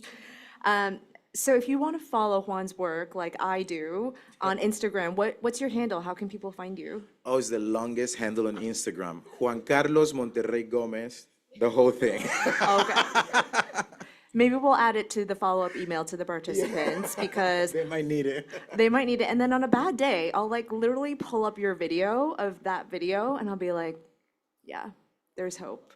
This is like what needs to be said and living proof that it will be said. So Juan, thank you for making us stop here during your UNGA and Climate Week experience. I'm so glad our attendees could meet you and continue fighting the good fight.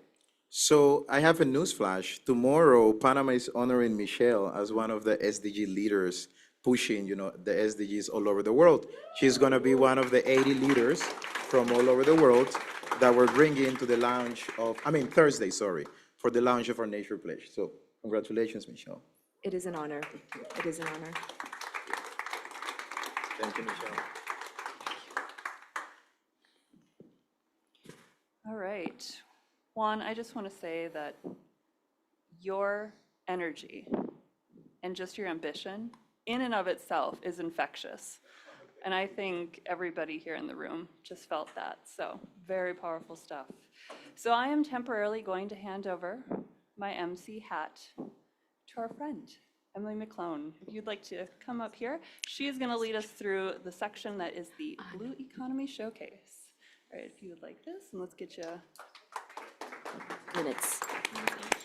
This one's working. There you go.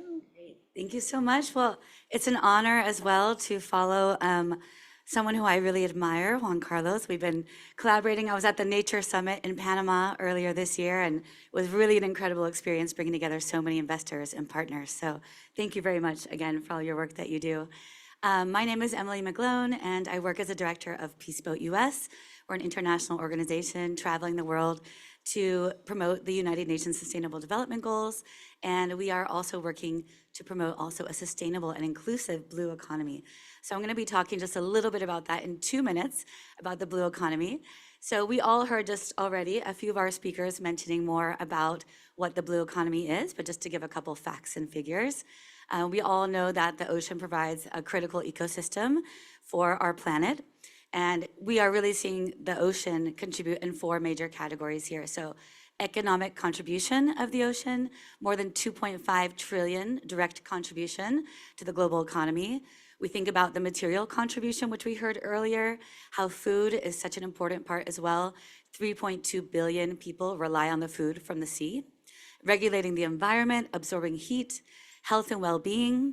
And then it also offers a regenerative solution to all of these issues that we're facing, which could be food insecurity, climate emergency that we all are here for at Climate Week right now, the biodiversity crisis as well. And so the ocean is a big lifeline to our planet. Enter the blue economy. So think about the blue economy as a powerful partnership for our oceans. It's about driving economic growth and creating jobs, using the ocean resources sustainably, as we mentioned, from fisheries to renewable energy. And when we talk about renewable, I would also like to highlight solar, wind, wave technology. Nuclear does not fit into renewable energy. I want to clarify that also at Climate Week. That's been an interesting topic here. And protecting the health and biodiversity of marine ecosystems. The blue economy is also equivalent to the size of the 8th largest economy. If you look here, we have the US, China, Germany, Japan, right? And then you see 8th there, the blue economy. We at Peaceboat, we're sailing on the open ocean, and we have a 2,000 person capacity ship. And I am positive that the blue economy is going to be growing.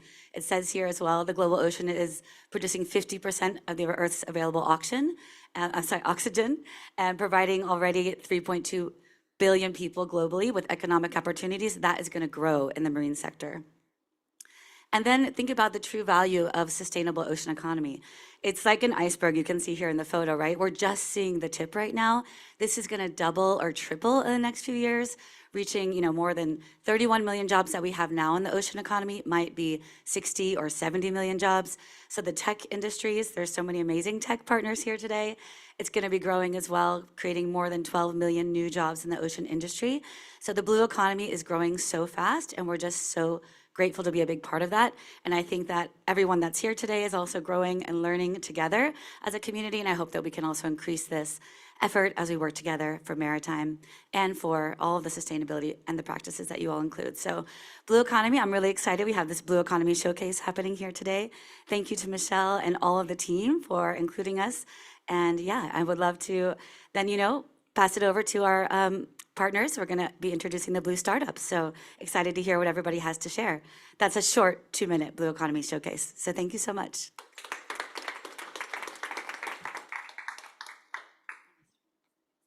I'll go to the next one. Okay, so the Blue Economy Startups.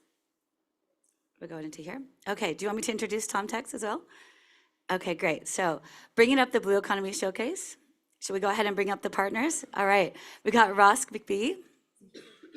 He's gonna come on up? Okay, great. Ross, yeah, you'll take it over. Perfect. Thank you so much. Everybody give Ross a round of applause. Clicker? All right, let's see. Well, I don't want to click it first. Hello, everyone. My name is Ross. I'm a co-founder and science guy at TomTex. At TomTex, we are interested in making the next generation of biomaterials for fashion and beyond. This is really driven, see if my slides, there we go. This is really driven, I think, by for me at least, by a kind of a nightmare scenario where the world gets its shit together when it comes to atmospheric carbon, and then the planet drowns in plastic because there's a whole lot of oil and nowhere to put it, and we haven't really figured out how to break the fundamental addiction, which is to petrochemical carbon fundamentally, rather than just energy. I mean, looking around this room, what fraction of the volume in this space is ultimately made of oil? Conservatively half, probably closer to about 80%. That's a really, really hard nut to crack, arguably much harder than energy. If you're thinking about that problem, there's a few North Stars that fall reasonably coherently from that. The first is that things should come from nature and be made the same way that nature makes materials. This is pretty different from how we do things. The second is that these things should be biodegradable. They should be able to return to nature. And the last thing is the hardest one. They should be 100% bio-based, so not an atom of carbon from below the ground. We are starting on this problem with a bugged image, with a material that is designed to replace synthetic leather or natural leather, both of which are problematic for a variety of different reasons, and eventually other textiles as well.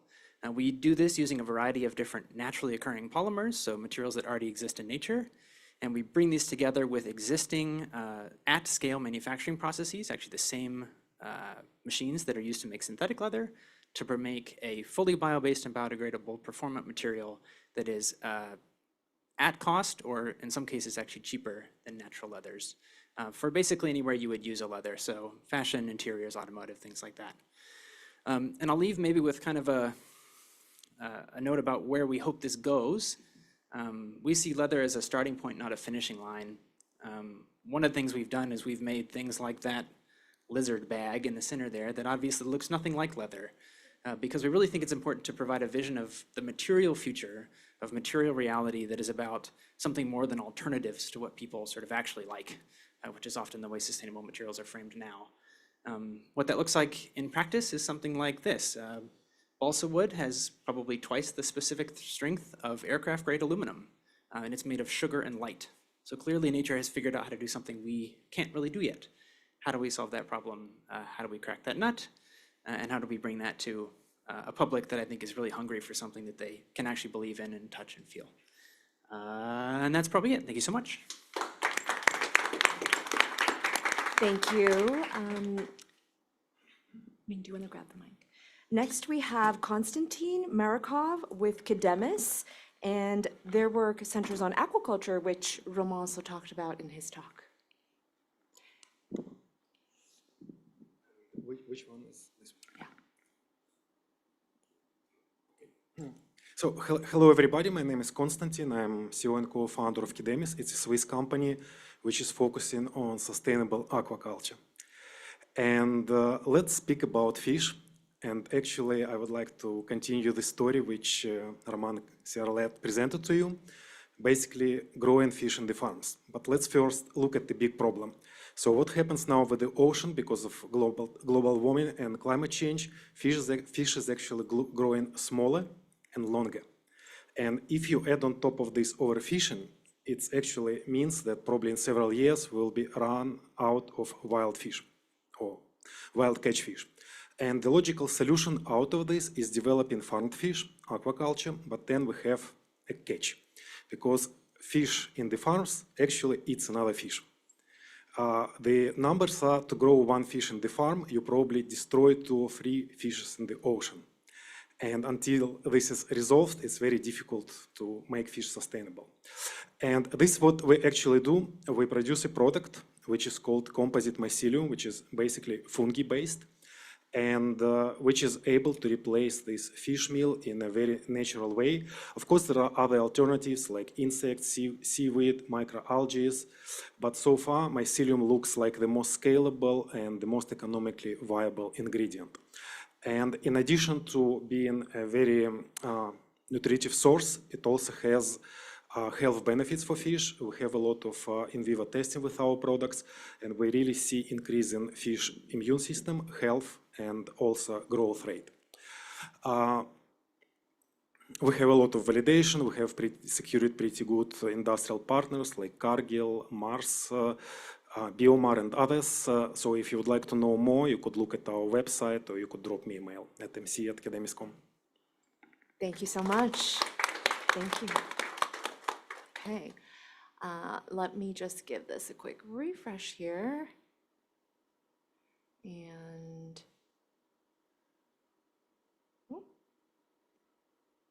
all right, now I'd like to invite Will Pearson, co-founder of Ocean Bottle. Awesome, thank you so much. Yeah, absolute pleasure to be here, everyone. My name is Will, I'm the co-founder of Ocean Bottle. So we've developed what we call the world's most needed reusable bottle. I'll leave it up to you guys to decide whether you agree with that. At our company, we really believe that every product should be a vehicle for positive impact.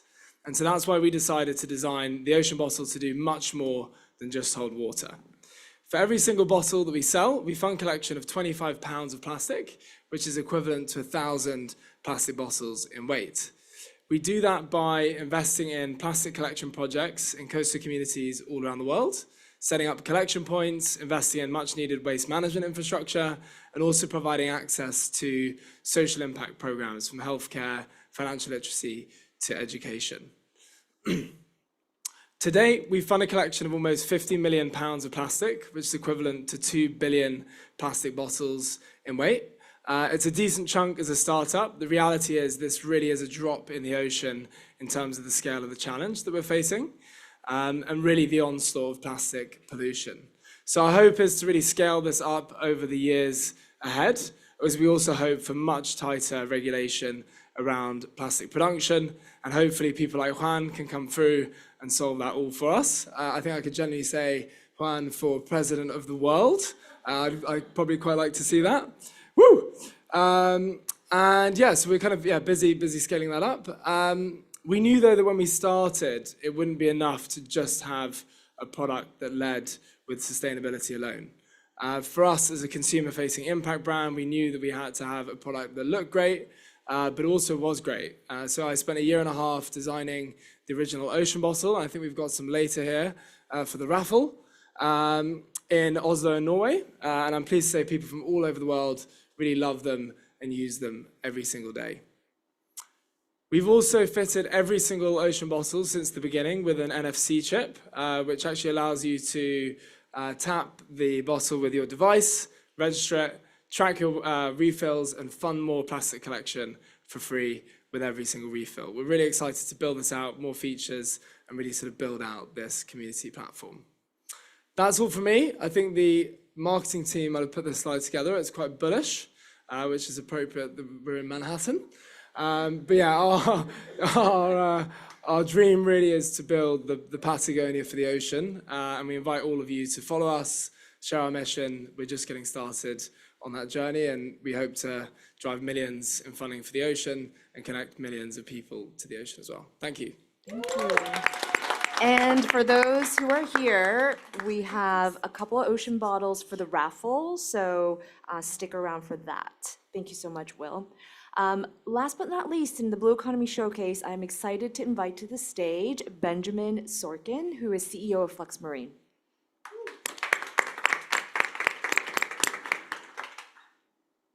All right, good, I guess, evening, everybody. It's crazy how Climate Week flies. So I'm Ben, CEO and founder of Flux Marine.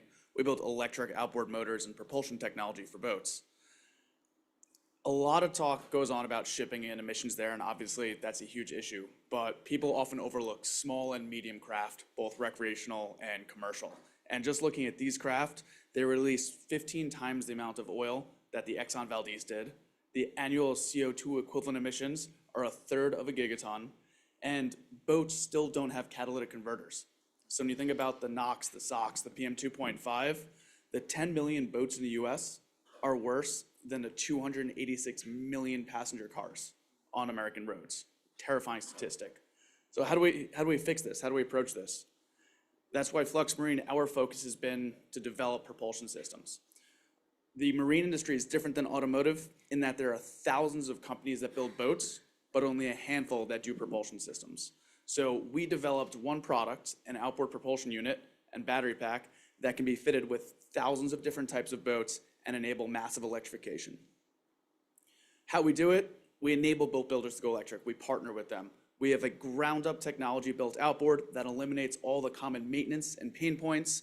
We have a marinized battery pack that is waterproof and safe, so electricity and water do mix. And then, of course, custom user interface and a lot of modularity, so we're hull agnostic. We've been at this for a long time. We've delivered close to 100 units at this point, have 50 employees in Rhode Island, and encourage everybody to look up Flux Marine and experience an electric boat ride. Thank you, Michelle. We also have in the raffle a boat ride on the Hudson with Ben, so stick around for that. All right, so to wrap up the day, first of all, thank you for everyone coming, all the attendees, appreciate it. Also, I want to give a shout out to all of the moderators. Fantastic job, all the speakers, thank you for coming today. But also, I want to give a shout out to our team here. Thank you, thank you, thank you, thank you, volunteers. We could not do this today without you, so it means the world. Just to wrap up very quickly, please join us for our reception right afterwards. What I'm going to show you here is a list of the raffle winners. If you see your name on that list, please line up over here where we're going to have our raffle items. Again, like Michelle stated earlier today, we're going to go by the order of the list. So if you're the first on the list, you get the first pick, okay? All right, thank you again for coming, and have a good night, safe travels, and have a great Climate Week.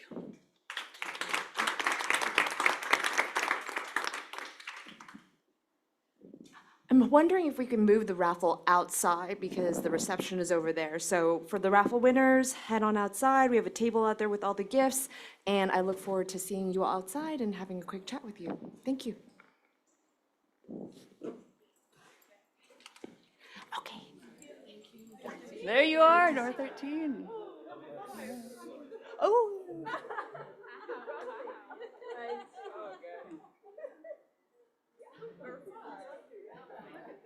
See, it was well worth the 23-hour flight. Well worth it.